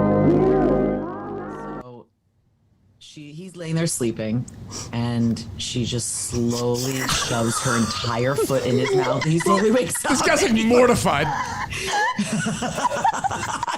wonder if he threw up. Never. If Sarah put her foot in my mouth, Never. I'd be like, what are you doing? You're silly. I wouldn't be like I said, I'm not Jose, but I'm not grossed out by that. It's your foot. Never. I know, but it's like not one toe touching my mouth. It is the entire foot in the mouth. And you see how he like looks down at it like, Nicole, whoa. it's not weird to you that a guy would bury his face in your ass, but he would be weirded out by your foot? My ass is amazing. I mean, it's not big, but like, yeah, no, it's not weird. That's like a sexual place. Your feet are not. But I also don't have a foot fetish though. You gotta do some more squats. You gotta work on that pancake ass. I am. I'm doing a lot of squats, but it's hard to build an ass if you're not going to Kim Kardashian. I have a question. I have a question. I know that you love sponsors. Mm-hmm. Clearly, your fucking manager, Amy. By the way, can you bring Mark Zito in for this? Zito said he's in the waiting room. Bring Mark in with us. Can we build a 4-shot with Mark in here? I have a 4-shot. All right. Mark, start your video. There we go. Buddy. What's up, Boom. Zito? There he is. Hi. Hey, Mark, How would is you everyone? be grossed out or totally okay if Sarah stuck her whole foot in your mouth while you were sleeping? Have you seen that? Oh, no, this is fucking gross. I just watched that. That was very odd. It's not sexual. Like here's there's things that you're okay putting in your mouth at the moment that you're okay putting them in your mouth. Like if you wanted to lick buttholes, okay? Yeah. Let's say it's a thing people do. Yeah. You might be psyched up to do that in a certain point. If you were just sleeping and Sarah put her asshole over your face, you'd be like, what the fuck? Not expecting that. You know what? Not ready for that. It's about the expectation. That's a great point, Zito. By the way, I love his placement of this is happening right behind his head. To tilt his shot. I'm sorry, it's a whole studio setup I have here. It looks Nicole's actually beautiful. used it. It looks I have beautiful. used it multiple times. It's a Mark, fabulous By the way, studio. does my camera look bad? Is it bad quality? No, it looks mine fine. is. Yours is amazing. Mine looks like I'm from 1983. It's Zoom. You just gotta deal with that. No, you're good. It looks good, Zeets. Just making sure. I want to bring the energy and the right production values to the Covino Rich. You have big dick energy like Pete Davidson? I don't think I do. I think it's very clear that I have hey, I'm gonna talk a lot and hopefully not get punched in the face. Mark, I think there's a level of you that has the Pete Davidson vibe because you're a handsome guy, but you're not fucking Liam Hemsworth. You're not Ryan Reynolds. You're not Momoa. But I love Momoa. I wish he would. I would. Just want to run your fingers through his hair. you might want to wait. You might want to wait 10 days. He's got the vid also. Okay. Sounds good. So don't, Nicole, for the next week, don't fuck Covino, Momoa, or Aaron Rodgers. Okay. Fuck, Momoa was my starting quarterback in the fantasy league. Oh fuck. But yeah, Zito, you got your wife who is a hell of a good looking girl, and I remember the story. If you want to go old school Throwback Thursday. You were stalking her to the level. Like you fucking love this girl so much. It's my favorite. It's your love story, as corny as this sounds, is one of my favorites because you were our intern before you were superstar Mark Zito running Sirius XM. Yeah. And you would talk to Spot and I in the office about how, I fucking love this girl. She's so fucking hot. I want her so bad. And you would plan out like elaborate dates and I don't picture him actually saying, "Oh, she's so fucking hot. I want her so bad." I don't. Mark used to be like, he'd be like, oh, my boner's out of control. He'd be like, Look at this bitch put her feet in my mouth. Yeah. He was like, boner alert. So you went above and beyond to win this woman over, and your wife is super attractive. You're a handsome guy and you're successful, but I feel like you got that Pete Davidson charisma that won her over. She was probably before you. She was probably dating dudes that look like Jared Fox. Yeah, 1,000,000%. Yes, she would like. Her mom one time when we were dating, like we were already dating, and her mom was pissed at her, and she was like, "This is why you don't have a nice man from Morgan Stanley." And I was like, "Hey, what the fuck?" And also, those were the types of dudes that she would be with before me. But yeah, I just remember like really, I guess you could say stalking her, but I don't remember being like, oh, I gotta fuck this girl. I remember being like, I love her so much. Although I do remember, I have a vivid memory of Rich.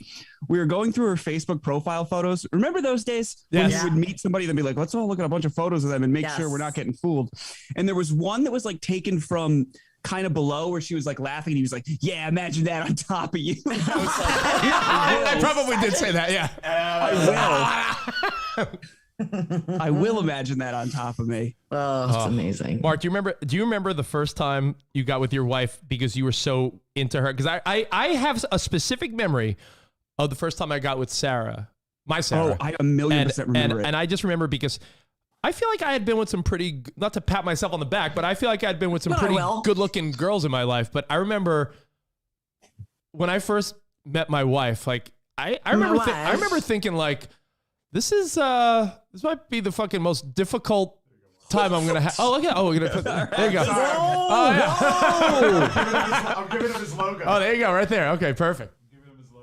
When I first met your wife, I was like, "Ooh, I wonder if I can have sex with her." Yeah, I think I said the same thing. I remember thinking, I don't want to be dismissed, but can I be dismissed because I have to go record something else? Go do it. Can you tell us a 10-second penis guy story? Oh, small penis guy. He was really freaking hot. I brought him. We had gone out a couple times. I finally brought him home. I was like, "Yeah, we're gonna bang." And I was in my that's new 6th floor walk-up apartment. We were bombed, obviously. And then I just remember laying there and like being like, what's happening? Like, is it in? And like, it was in. Didn't he almost like offer apologies? He did. And I remember looking at my closet door, like looking to the side. This sounds like so rapey. And I just was like, okay, let's just like do this. You just do whatever you got to do because I can't like be like, get off. But like, I mean, I guess I could have, but it was like a pinky dick. I could barely even feel it. It was like half of my pinky. It was like a little, it might've been a micro penis. I might've fucked a micro penis. I've been here for 4 minutes, and all I've learned about Nicole is you can just ask to do whatever, and she'll probably let you. No. Yeah. So Jose asked me to play with his fit. Nicole, I think it'd be really great if you played with all our dicks. So all I needed to do was ask. All I needed to do was ask. Let's play a game called Jerk Off Everyone on the Zoom Call. Okay, I guess. I mean, I usually am up for anything. Who do you have to record with, by the way? Jamie Foxx. Oh. Technically he's our coworker, right? Oh, Jamie. No, not anymore. No, I actually recently told a story about Jamie Foxx on a show called This Is Happening. Oh, okay. And This Is Happening. Yeah. And he walks around with a backpack. I mean, he's like over 50, right? He walks around with a backpack that plays music out of it, like super loud, which is something you can only do if you're very poor or very rich. Yeah, it's very deep. There's really true. Because a normal person, somebody would be like, "Hey, backpack guy, shut the fuck up." Yeah. But no one says that to him. No, not to Jamie Foxx. He's Jamie Foxx. I don't want to make the Grammy Oscar winner. Has he won all? Jamie Foxx? Is he one? I think. Is he EGOT? No, he's not an EGOT. No, he hasn't won a Tony. No. Jamie won an Oscar for Ray. He should have won it that year for Collateral. That was a great movie. That is Collateral is a movie with Tom Cruise. Yes, It's awesome. Yeah, it was a good movie. All right, Nicole, have fun. Go enjoy Jamie Foxx. Thanks for coming by, buddy. Thanks. Love you. By the way, new episode today. After you're listening to Covino and Rich, why not check out this week's episode of Have Kids, They Said. It'll be fun, they said. Nicole, what do we talk about this week again? No, I'll show you whatever. She's gone. She just did a voice and then left. That's right. I feel like I look really hazy in the middle of this thing. Yeah, I think it's just Zoom. Sorry. Yeah, it might be Zoom, but you look good, Zeets. You look good, buddy. All right, great. I was what the hell was I was gonna ask you something. Oh, you were talking about Aaron Rodgers. Oh God. What's your thoughts on this dude? This Joker. I already got a tweet today that we lost a listener of my show because I am too mean to unvaccinated people. And I just Aaron Rodgers in particular, it's like I just don't understand how he's thought to be. Here's the thing with Aaron Rodgers. I universally consider him to be like one of the smartest football players. And I personally can no longer think of him that way because I look at anyone that didn't get vaccinated voluntarily as like just kind of a moron. Well, guess what? Colin Cowherd said the same exact thing, but he said there's plenty of smart people that are unvaxxed, and he's like, he just thinks it's more about, he's like, listen, I'm Colin Cowherd. I wish I saw some guy on Barstool that does a fucking spot on Cowherd. Have you seen this guy? Yeah. There's a Barstool guy that does a spot on Cowherd. Cowherd goes on a whole rant about like, hey, listen, vaxxed or unvaxxed, there's plenty of smart people that are both. He's like, my problem is that Aaron Rodgers is always sort of sneaky. There's something sneaky about Aaron Rodgers where like, oh yeah, he was talking to Bill Simmons. I did see and this it was clip. something about how like, there's something about him, like, yeah, he makes it seem like he's team first, but maybe he's not. And Aaron Rodgers, like, he's like semantics, like, yes, I'm fine with the vaccine. But, like, he never straight up said he got vaccinated. Like, Aaron Rodgers, if anything, he's just guilty of being a little, he's like the guy that tells his girl, like, I didn't have sex with her, but She blew me. But she blew me, but I left that part out. Yeah. Yeah. So Aaron Rodgers, the crazy part is, what does the NFL do now? And I only say that because I don't give a fuck. Like I said, vaxxed, unvaxxed, do what you want to do. But when there is a set of rules and they made it very difficult, the NFL did the right thing. They didn't force a vaccine. But what they did was they made it very difficult for the unvaxxed to have the same perks as a vaxxed person, right? Yeah. Aaron Rodgers essentially was posing as a vaxxed person. So there's a list I saw online where it was like eating with your teammates, traveling during the bye week, being in the gym with more than a certain number of people. Like Aaron Rodgers was living the life of a vaxxed player. Now that he got the vid, does the NFL now have to go back and make an example of him lying? Or do they say like, well, it's fucking Aaron Rodgers, he's a fucking star player. Like, what do you do now? You can't do that. I mean, on some, this sounds terrible to say, but the best thing that happened to Aaron Rodgers was Henry Ruggs, first of all. Like that's the worst story, but it overshadowed for sure. Henry Ruggs murdering someone like, in a Jesus car. Christ, 156 miles an hour, and all of a sudden Aaron Rodgers didn't seem that bad. But you do have to make some type of an example out of him, because otherwise you can't just be like, oh, well, he's a famous player, it's fine. That's not how this works. But what was interesting to me was when the reports started coming out that's like the league has considered him to be unvaccinated this whole time. That does tell us that this wasn't just exposed yesterday or whatever day it was, that he wasn't. Someone knew. I mean, and the thing is, like, and just let him do whatever. You know who else is coming under fire? His fiancee, Shailene. Are they married yet? Are they fiance? I heard they broke up. I read Demois, the celebrity Instagram account, and there's there are rumors that they are no longer together. She is one of those like does everything natural and uses essential oils to cure everything. Yeah. So apparently, like, she's definitely not vaccinated. So there's the whole thing where she's now getting dragged into the story. Well, he said he was, and she's been hanging out with people and going on vacations and shit. Let's talk about what he said though. Again, and I'm not saying that just because of Cove. I'm a firm believer. Some people like Zito are harder on the unvaxxed. To me, vaxxed, unvaxxed. Listen, live your life the way you want to live. But if there's rules, you have to follow the rules. Like the NBA, they made rules. Kyrie Irving fucking doesn't want to get vaxxed. He's got to lose the money. The NFL has their own set of rules. I don't know. Do what you want to do. But here's the thing. If the NFL now says, all right, Aaron Rodgers, if you were vaxxed, you need the two negative tests and you can play again. Because he's unvaxxed, he has to wait minimum 10 days. And now we have to say, moving forward, there's going to be is there an eye on Aaron Rodgers moving forward? Like he can't do any of these things he previously did? Yeah, 1,000,000%. People are going to be like, what's he doing? He's like, and going back to Colin Cowherd, what I liked about Cowherd was he even brought up Cole Beasley. He's like, at least Cole Beasley told me what he was, told me what he wanted to do. And that's how he was going to be. Aaron Rodgers now tried to live that life of like, I'm a leader. I've done this. I'm safe or whatever. And now that's blown up. So, he's of course he can't continue to act the way he was acting. Well, here's the question though. By the way, yes, starting today, the gym requires the Vax card out here in LA. So today is November 4th, day one. But the question is, moving forward, he now has had the vid. So, which is the equivalent of the antibodies of being vaxxed. So if you've had it and are unvaxxed, does that give you the... First of all, I don't know if that's entirely the way that works. Secondly, no, he's still not vaccinated. It's like Lamar Jackson getting COVID twice. You know what I'm saying? Like you can just get it again. So he's still going to have to go through the same protocols.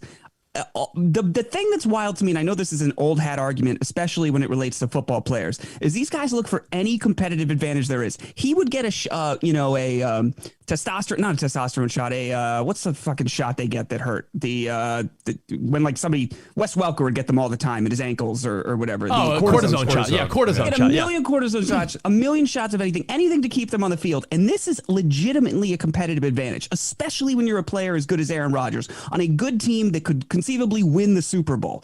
And he's making them start their backup, which was his primary, reason to get pissed off this whole past off season anyway. If he had just gotten the fucking shot, the odds of this happening are far less. Jordan Love, by the way, this is a very unique opportunity because he now will get a chance that everyone's like, well, Jordan Love's going to get traded or now he gets to play. So it's curious to see what Jordan Love does against Kansas City shitty defense. What if Jordan Love lights it up? Then all of a sudden he's got some trade value or something.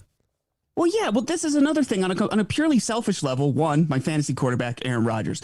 Two, I was looking forward to, even though the Chiefs are dirty diaper now, I was looking forward to them versus the Packers on Sunday. And like Jordan Love versus Patrick Mahomes doesn't really do anything for me. Yeah, I don't want to watch this rookie have his first start. Fuck that. I think the one thing we're going to look at this week is, wow, if they win and steal a win from Kansas City barely beat the fucking Giants. Yeah. So if Jordan Love is decent, they have a chance, but you got to look at it and say, thank God it happened now. I mean, it could happen again, but when people get the vid or they're vaccinated, you have the antibodies for, we don't know how long, but imagine, I heard Cowherd, Stephen A, all the sports talking heads said the same thing. What if this happened during the playoffs? Oh, it'd be like phenomenal. right now, it's no big deal. Honestly, they're 7-1. They're the best team in their division. The Packers are a playoff team. No big fucking deal. Aaron Rodgers should just honestly be sort of happy he got it now, because by getting it now, you're not going to get it in 2 months. He's got the immunity and the antibody. He's not going to get COVID in early January. He got it in early November. So, I mean, unless there's some weird fucking random breakthrough case, he's going to be fine. But if imagine this happened when it was like Bucks, Packers, NFC Championship, and fucking Aaron Rodgers like, oopsie, never told anyone. That would have been fucking disastrous. Yeah, it would have been just like, oopsie. Fox executives would have been like, listen, NFL, what if we just bury this? Because this game's going to suck either way. I remember the Super Bowl last year, I had on my show, I had Camille Costigan, who dates Rob Gronkowski. And I was like, are you terrified to live with this man for these 2 weeks? Because are you like, fuck, am I going to be the one that somehow takes down the Bucks Super Bowl team? Like, that was before there was a vaccine. There was before any of that. And so, yeah, I totally hear what you're saying, that it's if it's going to happen, it's better that it happens now, of course. But I don't know if it had to happen at all, or at the very least, back to Coward's point, he was shady about it. And I don't want to sound like one of those guys who's like, that's not the leadership I want on my team. But also, like, it's not the leadership I want on my team. Shady.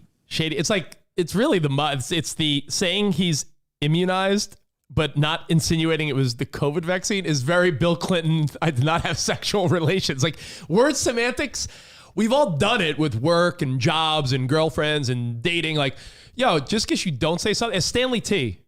Spot, you remember Stanley T? Who? Our buddy from the morning. Stanley T was infamous for saying, Dinkle like, beans. Stanley really believes that omission is not lying. And that's like an argument that, like, you're never going to win with a girlfriend, a wife, an employer. But Stanley T's argument was always, well, I didn't lie, I just didn't tell you. And it's like, well, that's fucking known as a sin of omission. Rick. Yeah, I don't think we could get behind that, but doesn't Aaron Rodgers also believe, like, I remember one of his former teammates said that he believed in, like, the chemtrail conspiracies, and I believe that, you know, like, that type of shit. Like, he's that guy to a degree. Like, he presents himself as a smarter version of that guy, but he is that guy. So Aaron Rodgers would not here. You know what? I'm going to defend Aaron Rodgers, and I'll tell you why. Because if he told everyone he was unvaxxed, he would not have been able to be John Wick for Halloween. That's true. Because they weren't allowed to leave and party on Halloween if they were unvaxxed. So probably how he got it. Solely, he wouldn't have been positive. Solely right away. for the purposes of his John Wick Halloween costume, I understand why he did it. He grew his hair out for a year. What was he not going to be John Wick? Let's see. When did he test positive? I mean, he probably got it from his teammates, Spot. I mean, that's how people get it. They get it from their friends and family or people that are near them, right? I mean, we experience it. We experience the same thing. It's Devontae Adams, Lazard, everyone had it. It's just going to happen to everyone. Look, Adams was vaccinated though. Yeah, so was I. Yeah. So is Spot. I mean, people. It's making the rounds. Look at Momoa. Look at Aaron Rodgers. Look at fucking Bruce Buffer missed his first UFC for the first time in 25 years, fighting. Like, he had to sit it out. Like, slowly but surely, this thing is fucking tapping into everybody. Like, but you feel comfortable, though, knowing that you're going somewhere where everyone around you is vaccinated. It's like an arena, though. Like Mark, when I came out to that Coldplay show, thank you once again publicly. you had to show proof of vaccination in order to step in that venue. Even that though is such a racket to me. And I definitely look, is. we can obviously talk about something else in a minute. Yeah, but, please. But no, hear me out. It's like when you check a vaccine card, there's no database that's accessible. Well, there to a venue. is, So it's like, but if you're showing a card, it's the equivalent of showing like. It's worse than a fake ID. It's like It really it's like is. way worse. There's no holograms. There's no nothing. You can't. They like, really have to get that shit under the person wraps. that signed my, I'm not even joking. The person that signed my, I have the digital one on in my passport on my phone, but the actual card itself, my Vax card is the fucking like 18-year-old helper at the pharmacy that wrote it in like blue ink, and like their penmanship was terrible. I could hardly even say that it says Pfizer. That's why New York is moving to that digital passport where you have to, because Excelsior. you are in a database. If you're vaccinated, you are in an actual digital database that says I have a vaccine. Yeah. So like LA County has that. Just no one has the resources to set this up to check it. They just want to. It's just like easier to bring your card. It's pretty wild though, but again, like to that point, like it's all like even when we have to hire people to check the cards, right? Those people are just as trained at checking those cards as you and me, because there's no way to check it. There's no way to like be like, okay, Christian Sorge, is this really? Let me look it up against it. It's like, well, I guess this looks real. Like we've done shows all over the country. I was checking cards in Columbus, Ohio. Columbus, Ohio, some of them are blue, and at first I was like, is this fake? The first blue one I got, and then I got like 40 more. Yeah, what are you, a COVID bouncer now? Like sometimes, so we have to be vaccinated to go to our shows. I look at it this way. He does it all. I look at it this way. When you have people showing up at these events, it's less. So you know how like there's bars you could always get into when you were younger with a fake ID because they didn't care. Yeah. You're also playing off the caring element of the quote COVID bouncer, because I've been to personal events and work events that required a Vax card. Some of them took it serious. Some of them had like their own little app and a check-in system. Other places were like, yeah, let me see your card. I could have showed them a fucking receipt from Target, and they would have been like, yeah, yeah. It really also, it's like the person who checks the receipts at Walmart. Are they really? Do they really? Let me circle your Home Depot receipt. They pretend to check your bag like for stuff in there. It's like I didn't check out half of it. Yeah, like Gabe saying he took his son to a WWE event. He forgot his Vax card, and the security guy goes, "Yeah, go ahead." So if the country is very split on this, what if the fucking Vax checkers are split on it? Yeah. It means nothing. Well, the end. You do realize that. Agree. You're affecting other people and yourself. Oh, it's not like it's not like a fake ID when you're getting into a bar and you just want to drink and have fun. This is different. This is a little different. Society is just very broken right now. Like I am of the belief that I don't see how this gets fixed ever. Like the minute you start to politicize medicine to this degree, like I do feel like being anti-vax was more fringe. 12 months ago. And now it's the difference being that, with those vaccines, you could say you didn't want them, but the prevailing thought was, well, they're safe. They've been around. And then just because people know definitively that they were alive for the entire development of this particular vaccine, they're like, wait a second. They did that all while I was on TikTok. I don't think that I want that. But there's no context as far as anything else. And it just is what it is. And the minute you start to politicize that, you're fucked. And it's the horse out of the barn on that one. It's over. Yeah. Well, your final thought, Zito, on fucking the Packers this weekend. Well, you and I talk about gambling off the air all the time, but do you feel like the spread went from pick'em, because I think everyone was like, all right, Chiefs need a win. They're coming off a win. Maybe it's a trap game for the Packers, but now you got Jordan Love. And his first start, they're 7 to 8 point underdogs. I feel like the Chiefs ain't blowing out anyone. Do you do a teaser? Do you do in Lambeau or is it in Kansas City? Do you do it? Let me check. Do you do a teaser bet? And if you could get the Packers over 14. Yeah, I would take that. Although you got a rookie quarterback, that's still dicey. And at a certain point, the game's in KC. The game's in KC. There's a lot of pressure on Jordan Love because he's not just a normal backup. He is like the crux of every issue on some level that Aaron Rodgers has had in Green Bay. So it's not just like, oh, we're putting the second string in there. It's like, by the way, this is a guy that's supposed to replace one of the greatest quarterbacks in the league. So, good luck. Don't play like if he plays like anything but, lights out football. Yeah. Aaron Rodgers' point is made. Like, what the fuck why'd you guys do this? All exactly. Right, one last football question. Yes. I'm looking at the point spreads. I'll do some Dickie Doos dope picks. Teaser Town behind the velvet rope this weekend. Oh, Teaser Town. Ooh. Yeah. And by the way, shop CovinoRich.com for a fine mug like this. Or a fine tumbler like, I'm not on screen. A fine tumbler like this. Wonder who controls that. There you go. Yeah, there you have it. Please explain to me. Explain to me this, because as a 49ers fan, I can't quite understand why the Cardinals at 49ers is a pick 'em. Some places have it -1 for Arizona, but a pick 'em. Like, are people feeling the 49ers are back on track and Arizona it's a division game? They're on the road. Like, why? It's got to be Murray's ankle. Is he injured, or is it people think of the 49ers got some life? Because maybe they do. I mean, they're 3-4. Kittle's coming back, is he, or no? Yeah. Okay. Kyler Murray didn't practice today. He's not practicing today. I bet the reason the line is like that, because I'm seeing stories that the 49ers expect to see Kyler Murray on Sunday. So there's a little bit of uncertainty, which normally means he's going to play. But look at Dak Prescott last week. I thought he was going to play, and then he didn't. So I think that's probably why the line's so close. George Kittle and Jeff Wilson Jr.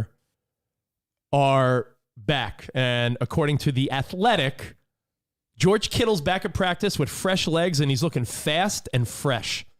So maybe they're thinking Kittle, healthy 49ers team, division game, they really need it to get back to 500. Cardinals might be a little overrated. Kyler Murray's a little banged up, because otherwise, I don't understand. If I wasn't a Niners fan, I can't bet against my team, but my instinct would be like, why would people not just lay the fucking... That's an easy money line bet, no? You think that? Well, see, the thing, like I always you don't bet against the Patriots, right? Is that part of your thing, like, or do you? No, I normally, unless it's like really, if it's part of a teaser or something, sure, maybe. But normally I don't bet against the Patriots, and I've had some success recently betting them outright, like for the Chargers, and then I also had them outright against the Cowboys, which that didn't quite work out, but that really sucked. Actually, I haven't had success betting them outright. I've almost had success betting them outright. If you look at the games the Patriots have lost, with the exception of the game against the Saints, the Dolphins, they basically lose on the last possession because of a fumble. Tampa Bay against Tom Brady, they make that field goal, they win the game. The Cowboys, they lose in overtime. So I'm not crazy when I said last week on Fox that I said the Patriots are borderline wild card team. Like, they can make noise. Like, they're better than we think. If they get in the playoffs, there are going to be a problem, because then you just got to win one game. And the best thing that could have happened for the Patriots as far as the Tampa Bay game was the way it worked out, because I think it kept the mystique alive of Belichick and Brady. They basically played each other to a draw. I mean, I know that Tampa Bay won the game, but you're right. It was if close. I had told you that it was going to come down to a Patriots field goal attempt to win, everyone would have told me I was nuts before the game. So yeah, if the Patriots get in the playoffs, you have Bill Belichick, and then you have a quarterback where his job will be just to not ruin the game. And it seems like he can do that. Our buddy Patrick, who always hits us up, he's a big gambler. He said when division teams play each other, you know how each division team plays each other twice? When they play within the month, you know how sometimes the schedule works out that way? Like, I'm sure you've seen the Patriots play the Bills like 3 weeks apart. You're like, yo, they just fucking played them. When that happens, the split is a high percentage. Like, interesting. Like, it's one of those, like, in division, you'll split those games if you're close by. I'd rather split some butt cheeks, am I right? That's what I'm saying. I love Ryan Sampson, my co-host on This Is Happening. I haven't been able to have a legitimate sports conversation like this in 4 years. I have no idea. What is Sampson? Rich has been salivating all week to like talk sports, and clearly I'm here and I'm like, I don't give a shit. Well, no, He's tried, and it just goes. We talk sports on Sundays. Thank you for tickling his sports nuts. Well, it was just a little quick conversation with Zito about Aaron Rodgers, one of the hottest stories, and a little gambling this weekend. Interesting. By the way, they said they're pulling all the Henry Ruggs jerseys from stores, and I saw all Ruggs jerseys at Walmart last night. Did you see, though, the current Raiders Pro Shop like tagline that was up in the shop near a lot of the merchandise is "Once a Raider, always a Raider"? It was just like. By the way, where did too soon? When was the last time you went to? When was the last time you went to Walmart? Is there a Walmart near you, Zito, or are you a Target guy? Is that more where you're at? I'm a Target, and I'm definitely a Target community. I go to Walmarts frequently when I'm on the road to get like snacks and stuff for broadcasts. Yo, you go to Walmart. Case of water. You go to Walmart so much. and it is like you feel like I love Walmart, but it depends on the hood. I used to make fun of it like Walmart. That's like the trashy Target. I went to Walmart last night to get one thing, and just like Target, you get wrapped in. You're like, yo, they got fucking everything here. I love Walmart. I used to live at Walmart. Know what I found last night? Which I'm gonna try. I'm gonna try tonight after bunch of young moms being annoying. After an Walmart, edible, that's where the real people go. After an edible tonight, I might try. I found the Portnoy one bite frozen pizza. I hear it's garbage. I'll let you know if it sucks or it's good. I saw it. It was like $5. I was like, I'll buy it. You can't do that. Taste test impaired. When do you have you only have frozen pizza when you're high or drunk? Do you have frozen pizza willingly? I do. From Aldi. It's fantastic. Frozen pizza. Aldi, the Walmart of supermarkets. Aldi is the. I don't know. It's like the Marshalls of supermarkets. It really is. It's TJ great. Maxx. I love it though. Rich, you take an edible every night? Every night. Not every night. Why do you guys talk about edibles? Probably 3 or 4 nights a week. And same. Yeah. I feel like I'm far better at being a dad while on edibles than I would be if I were drunk, and therefore I take edibles. But as I tell Spot when I ask him to help me procure some at times, I like things that make me feel like I'm melting. What about you? Oh, how was the stuff I sent you? Oh, they're fucking great. What did you send them? What brand? How was that that one that I rolled the dice on? What was that pink lemonade one?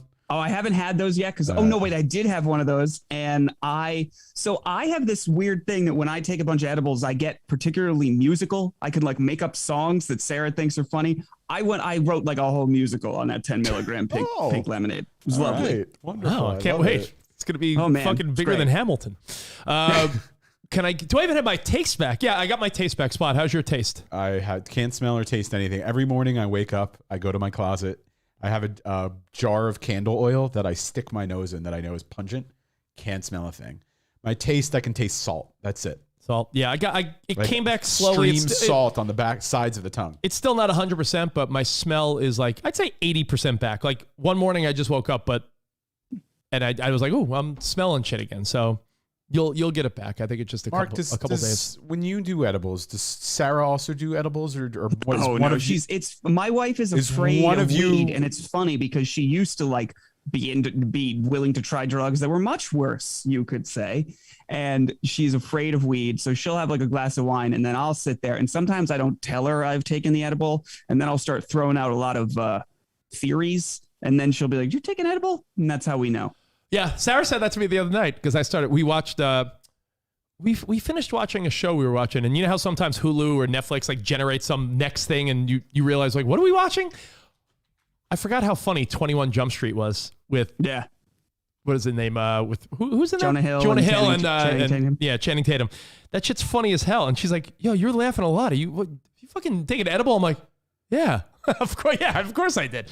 But anyone that criticizes that, I don't think they realize that like Spot, I don't know if he does it out of jest or not, but like I mean I do think the dependency is a bit much. But there's nothing dependent. It's like when whatever I want, bro. Yeah, right? it's something you want. It's not dependent. It's like gambling. I didn't gamble for like 9 months, and then I was like, you know what? I like doing it, so I did it again. Like I don't like a drink a couple nights a week is okay. A drink every night to relax and go to bed might be called dependency. I didn't take an edible for like a week and a half, 2 weeks while I was out of town, while we had COVID, all that, and not one point was I like, man, I really need an edible. It just was off my mind, and then I was feeling better, and I was like, oh, let me have one. Like, so to me, it's only an issue when you fucking crave it and need it.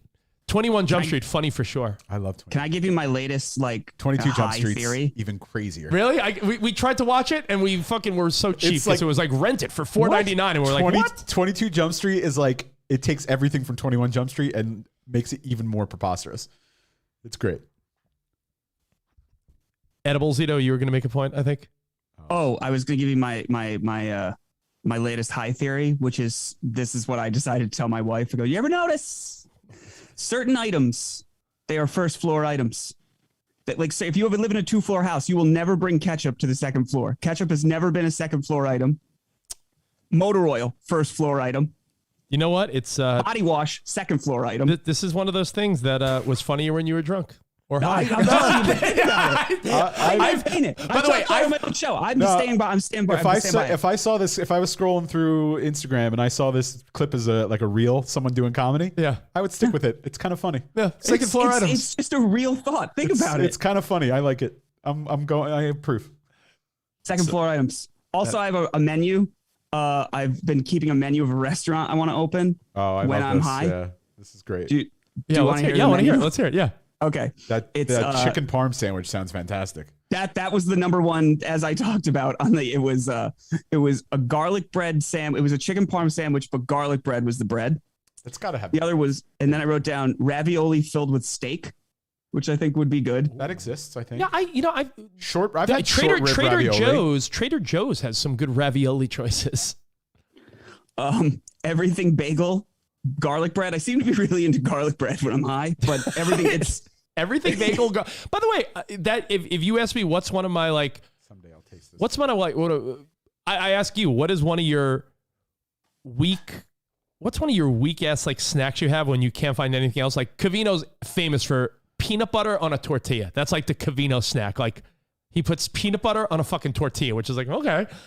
I will make a piece of toast, like a piece of whole wheat bread, butter it, and sprinkle on the everything seasoning. It's like my weak ass, just essentially like everything toast. I feel like cinnamon sugar would be much better on that situation than the everything. Everything bagel seasoning is really good. Ravioli and steak sandwich. 2 cookies with a cupcake in the middle. This is where things go a little downhill. And then Diet Coke, which I think this restaurant's going to work out. Diet Coke is the drink. Okay. If you've never done it, I recommend making lasagna with ravioli. What? Like just layer the ravioli. Use that as the pasta instead of the long pasta. Yeah, and then because it's already stuffed, it has the cheese, and then you can just throw some sauce and cheese and mozzarella on top of it. Question for you. Yes. I'm coming out to LA for 2 weeks for the Super Bowl. Can Rich and I eat a ton of edibles and you could make us that ravioli? I think it would just be the best friend move. That would be a great behind the velvet rope. Edibles and ravioli lasagna. Yeah. I'll see you at Radio Row. I'll see you at Radio Row. Zito, how's all the events going? We've done so many. SiriusXM has this thing going on right now called the Small Stage Series. And since late August, we've done 15 concerts. It's wild. It's great. It's a ton of stuff. We just did a show at the Apollo. We have another one coming up next week with Alicia Keys. We're doing all over the country. I was out in LA. We did a show with J. Cole. Super spreaders. SiriusXM was supposed to... I'm boosted. SiriusXM, I was supposed to host an event for them today, but they were extra cautious. I don't blame them. I've tested negative twice since, but I was supposed to host Ryan Tedder, One Republic, a sit down, and I get it. The company's got their butthole a little clenched tight because it's a fan event with people. But who took your place? Jim Ryan, who's the boss of the channel anyway. But he's like, yeah, there'll be plenty of other events. You're our only guy out there in LA. We plan on using you for these. So I was like, oh, that's good. But I was bummed. I was like, that would have been cool to do my first post-COVID work event. Ryan Tedder. Yeah, the garage is a really cool space, as you know. That was fun for a minute. I still got to get in there and get stuff for Spot, I think, right? Did you leave stuff there? No, it's the show stuff. But here's my personal stuff. I when I contacted SiriusXM and I'm like, okay, you fired me. I want to get my stuff. I show up and they give me 3 boxes. One box had paper towels in it because I had a listener had sent us a box of paper towels that were under my desk. The other box had show CDs in it. The other stuff was... Time out. Why? Why did somebody send you a box of paper towels? We always used to talk about how we love Viva Towels. And they worked at Viva Towels and they sent us the Viva Towels. Yeah. And then the other one was my entire career in a small, tiny box. When I'm like, okay, so I have these drawers. I have 2 lockers that have shit in it. And our office still has all our posters in it, and they're like, "Oh, well, we can't do that." No, I'll end up here. Here's the thought, though. Rich will just get it. I'll go back and get everything, but the bigger question is, if we didn't think about it or need it for the last year and a half of our lives, we just haven't had access to it. No, but what I'm saying is stuff that would adorn the studio. No. But what I'm saying, I'm not saying throw it out. I'm not insinuating that, but I'm saying it just goes along with any pack rat shit. Like when you look at your garage or when you value shirt, Rich, it's show history. I know, but I agreed. But what I'm saying is, if we haven't cared about it for the greater part of almost 2 years, do you really need it? I never needed it in the first place. It's all show merch, like free stuff. I get it. From our It's stuff, but I'm saying, is it stuff we're going to get and it's just going to sit in my garage? Is it going to just sit in my garage instead of the SiriusXM office? Honestly, I want to go through it and we'll get rid of some stuff. We'll send it to people. We'll give away some goodies. Show archives. I get it. I'm just saying some of the stuff, like, I know they'll be like, oh, like some like shit that people send us, like I just feel like there's gonna be a lot of shit. We threw out a lot of shit, Rich. So it's been streamlined down to historical show items. Yeah, I know. And posters. When you streamline stuff like that, there's layers to it. Mark, you moved recently with your wife and your beautiful I also kid. had to clean out my office. It looks like a Hard Rock Cafe in front of me. It's just all this shit that I took down and took home from New York City that I don't know where to put. I look at. Are you going to be going back to the office? Ever? Debatable. I mean, maybe like 1 or 2 days a week. Right? Maybe. It's like, unless there's an event that you need to be there for, why? I've said this on the air. We keep being told, like, we're hearing from a lot of people that they want to come back to the office. And that's like real Donald Trump people are saying energy. Right. Like, People are it's saying. like, no, they're not. No one's doing that. Everyone that I've talked not asking to to come back to the office. Everyone that I've talked to said they did not want to go back to the office. Yeah, no one does. And if they did, it was like 1 day a week. So that's probably what they're basing I'm it telling you, off of. Zito, it's for my personal situation, Fox Sports Radio's 10 minutes away. It's once a week, and they are like cool with us working from home if we need to. So we like going there just to get out of the house, right? That's once a week. The podcast, the Patreon, we got our home studio. We're all here together. For SiriusXM, unless I need to go in there for an event like a Ryan Tedder, One Republic, or one of those garage concerts, why would I really ever need to go there? 1,000,000% true. I mean, and so for someone to be like, people are asking, who's asking? Like the lonely person that doesn't like. I had such a great desk. Yeah, like they sent out an email at one point, SiriusXM, and it just made me sad. It was like early on in the pandemic, we're like, we've seen that a lot of people, the thing they miss most is the interaction with coworkers. So they basically made like a friend group, like you could submit to, like, and I don't want to really shit on anyone that actually needs friends. I remember but it was this. So depressing where I was like, oh God, is there somebody out there that like, you know, somebody that works in IT that wants to make a friend, and you would like submit your name and they get like blind date matched up. I remember that. I was still there for this. I remember that. There was like it was like they matched you up with someone. You need a random friend during the vid? Here's Al. Here's Al in accounting. Just hey, like, what's going on? Andy Cohen. Just like remember, for I don't know what you did, but for us, our the LA office, like for the first month, was like, let's do weekly Zoom happy hours, and that disappeared in 3 weeks. The pandemic was the most fun the first month. I mean, it was also the scariest, but that's when there was a true like sense of community. Now it's just this weird. It was a sense of community, but it was also a sense of like weird fear and like, yo, do you have paper towels? You got toilet paper?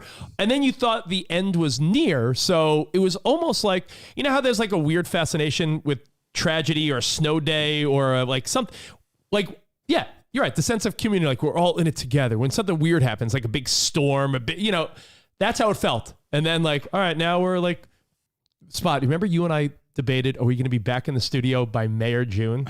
Yeah. And that was like a year and a half ago. First it was 2 weeks, then it was May, then like the email went out. It's like June, then it was September, then yeah. And I just think it's nice to get to the place where you don't have to use that really shitty hand sanitizer anymore. You know, when people were making it, it smelled like straight like tequila on your hands. We can go back to Purell. There's enough of it. I feel much more comfortable with that. Agreed. And that's how I know we're doing better as a country. Yeah. See, now you said it. Well, with that, I think let's get out of here. Want to call it a day? Sure. Any? It was a tough hour for me. You okay? You okay, Mark? What's okay. What's up on this week's This Is Happening? Plug your show. By the way, just all shit I already said about Aaron Rodgers. I'm just reading the feedback. A lot of people they're debating paper towel choice, and I agree. Spot Viva, but Viva, the ones that feel like are like cloth like they're like very soft. They're not like normal paper towel material. They're like extra absorbent and soft. He's right. I'm with Spot. I don't have them now, but if I were to choose, like I think Viva makes a normal paper towel. That's garbage. Their soft, like, tearaway sheet one is incredible. Will clean anything. It was super absorbent. The big mistake someone can make is buying the cheap paper towels because they think they're saving money. They're fucking the worst. You ever accidentally buy the Bounty paper towels that like have the soap in them already? No. there's like, they used to sell these ones that had like a little bit of like soap in them. So when you'd get them wet, if you were cleaning, they would work like that. But if you were using for any other purpose, like, I don't know, wiping your face or anything, it sucked. Yeah. Please don't end on paper towels. I frequently finish on paper towels. Let's see. By the way, Matt hit us up saying he works for corporate Target. And he said, people are saying the same shit. Hey, people are asking about coming back to work. And he's like, nobody is asking about coming back to work. Nobody wants to go back to work. By the way, of all our discoveries today, what do we learn? learn? Who wants to go back to work? The person who at the end of a meeting is like, oh, I have one question. I just have one more question. I think we learned today that's the person that wants to go back to the office. What are the big takeaways? Can we circle back on this? Maybe let's regroup. We'll circle back. What did we learn today? One more thing, boss. Just one more question. What did we learn today? Nicole craves random penis. Large penis. What else did we learn today? We learned that Aaron Rodgers is a little sneaky fella. And we learned that Viva paper towels are the best. And we learned that Mark Zito and I both enjoy edibles responsibly 3 or 4 days a week. And that nobody, the biggest takeaway is every corporate email, no matter where you work, is saying people are asking about coming back to the office. Just know that no matter what company you work for, nobody is asking about coming back to the office. If anything, I love the fact that at SiriusXM, the people I work with there are all even more checked out than I am, as far as, like, my boss moved to Florida. My other boss is like, yeah, I don't want to go back to the office. Anyone I report to are all so not wanting to go back that I feel good about that. Now, the only problem is if your boss is the one person that wants to go back, because then you're just like, oh, fuck. Yeah, I'm dealing with that. Your boss is the one, yeah. But Why, also though? think about I know we got to get out of here, but think about my role. We don't have to I'm do anything. never in the Yeah, we don't have office to do as it anything. is. You never what? I'm never there as it is. Like I'm all over the country all the time. My job, even before the pandemic, I was starting to be like, hey, why do we have to come in so much? This seems dumb. And now, Yeah, it is weird. I said to Sarah the other day, in a sad way, but in a different way, like, it's almost like, I don't think there's been a turning point other than maybe 9/11 in our life, because 9/11 changed how we travel, how we think about terrorism, but that's on a more serious note. I think that coronavirus, COVID-19, we're going to look back and be like, yo, life before that and life after it, because it'll never truly be the same. Like, the whole concept of when are we going to go back to then? Yeah. We're never really going to go back to then. When will then be now? Like, I don't think then will ever happen again. Like, the idea of, like, I hope not. The idea of people like, and this is obviously, we're speaking of corporate America. We're talking about corporate America, but even stuff like you're permanently, the same way you're so used to taking your shoes off at the airport unless you're TSA pre-check, the same way you're used to some like shit like that, you're going to just be so used to the idea of COVID tests, people talking about vaccines, people like having hand sanitizer in every fucking place. Like, there's going to be things that are just permanent. It's almost like the vaccine is getting TSA pre-check. Yeah. No, it's true though, Spot. Honestly, that's how the world should operate. And the NFL's operating that way. It's just Aaron Rodgers pretended he had TSA pre-check. Like, there should be a way for people to operate with or without. It just Aaron Rodgers had JetBlue even more speed. Like, it was okay, but you still got to take your shoes off. Yeah, right. Are you sure you have TSA pre-check? You have your own line. It's like clear, but not having TSA pre-check. Yeah. Like you get to jump the line, but you still got to go through the regular security. Covino update, please. Last time I talked to Covino, do we have an update? Have you talked to him? I actually texted him a few minutes ago to see if he would respond immediately, and he did not. But he's still in the hospital. I don't know what the prognosis is. I asked him yesterday if there was a discharge plan yet, and he said no. So that means that they haven't talked to him about him getting out of the hospital yet. Okay. But it's a 4 to 5 day treatment, right? Which started on... But they still have to monitor a few other things. They started on Sunday. So Sunday, Monday, Tuesday, Wednesday, Thursday. Someone mentioned that remdesivir is really hard on the kidneys or liver. One of those. So I'm sure they're monitoring liver function and all that kind of stuff. That's why I hope his hog is going to be okay. Well, he said his hog has died temporarily. Like he said, that happened to me. Like over the past week and a half, like it's shrunk. Not shrunk, but like it's very like incredibly flaccid. He's hey, let's just say there's no. Let's just have a video option. So if you want to, there's nothing like sometimes there's like a little bit of blood flowing in there. Let's just say there's no hog off 2021. It's like just scheduled. It's just like I just, It's like I hold real it. It's like Snuffleupagus I energy. hold it, and I'm like, Yeah. it's like it's so fragile and spongy. oh, every day you're snuffling. All right. Based on that, I don't know. I mean, obviously, we'll continue to do a show. I but talked to him don't- yesterday, and his goal was to be home. And he's like, I think his goal was to do Sunday night's Fox Sports radio show. Okay. He's like, I'd like to. He's like, He has listen, no control. bro. I like, mean, he can sign himself out AMA, but if Yeah, the he's like- doctors don't send him home, he ain't going home. But I think today would be if remdesivir is a 5-day treatment, or like a 5 treatment thing, and if he had one in the middle of the night, Sunday to Monday, then Monday, Tuesday, Wednesday, like today should be the final treatment, and then maybe a day or so of them observing. I don't know. I'm hoping for his sake he's out of there ASAP, that we could, carry on and mend up and heal. But I'd say he said he's feeling better. He said he's just lethargic. He said that when he gets up, he's winded. That's how I feel. Jesus. When he gets up, he said he's winded. That's the way he put it best. Like he runs out of breath quick. Yeah, that's how I've. Yesterday I felt that much worse. Today it doesn't seem as bad. You feel like I feel like the last 2 days, Spot, you've taken a great turn for the better. Your energy levels. My energy during this has increased, but like it's very clear that as soon as I leave here, my energy all went to this because the rest of the day I'm just like.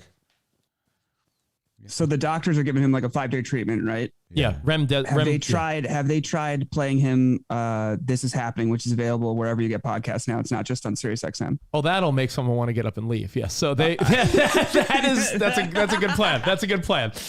So Mark, thanks for hanging with us, man. I appreciate you and Nicole. Thank you for having me. Playing around with us, having fun while we make the best of it while Cove's not here. What a segue. What a segue. And since Nicole was here earlier, new episode of our podcast is out right now. So if you want to keep listening to something, go check out Have Kids, They Said. And so many podcast options. And after that, This Is Happening with Mark Zito and Ryan after Sampson. that, Spot's yoga. I haven't done yoga in a while. By the way, we missed Only Murders in the Building is good. Yeah, Only Murders in the Building. Maybe if you haven't done Squid Game, season 3 of You. Dexter's out this weekend, by the way. Is Dexter out Sunday night? Dexter returns on Sunday night to Showtime. What's that new Rock movie come out? I want to see that. Is that this weekend? The Rock? Yeah, The Rock and Ryan Reynolds. Oh, what about the one with Tom Hanks where he's like... Oh, is that out this weekend too? Is that out this weekend on Apple? I mean, there was some type of premiere. I thought that was Netflix. It's Apple? It's Apple It's TV. Apple. It was supposed to be out in the movie theater 2.5 years ago. Oh my God, look at me with the Virtue Valor shirt. I had it. I was looking up something, but it was on. What a great fucking throwback. What's with my hair? What's going on there? What is with that hair? You look so young. Look at how young you look. God, we got old. I look like a baby. Yeah, we got some it's just my clear. It's my clear skin, and I was very clean shaven, so it makes you look younger. When I shave, we all look younger when we shave. Yeah, I look like an old catcher's mitt. All right, we'll see you guys Sunday night on Fox Sports Radio. Until then, enjoy. Arrivederci, baby. See you in the promised land. All right, bye. Like Mark say it. Bye, Mark. Bye. Bye.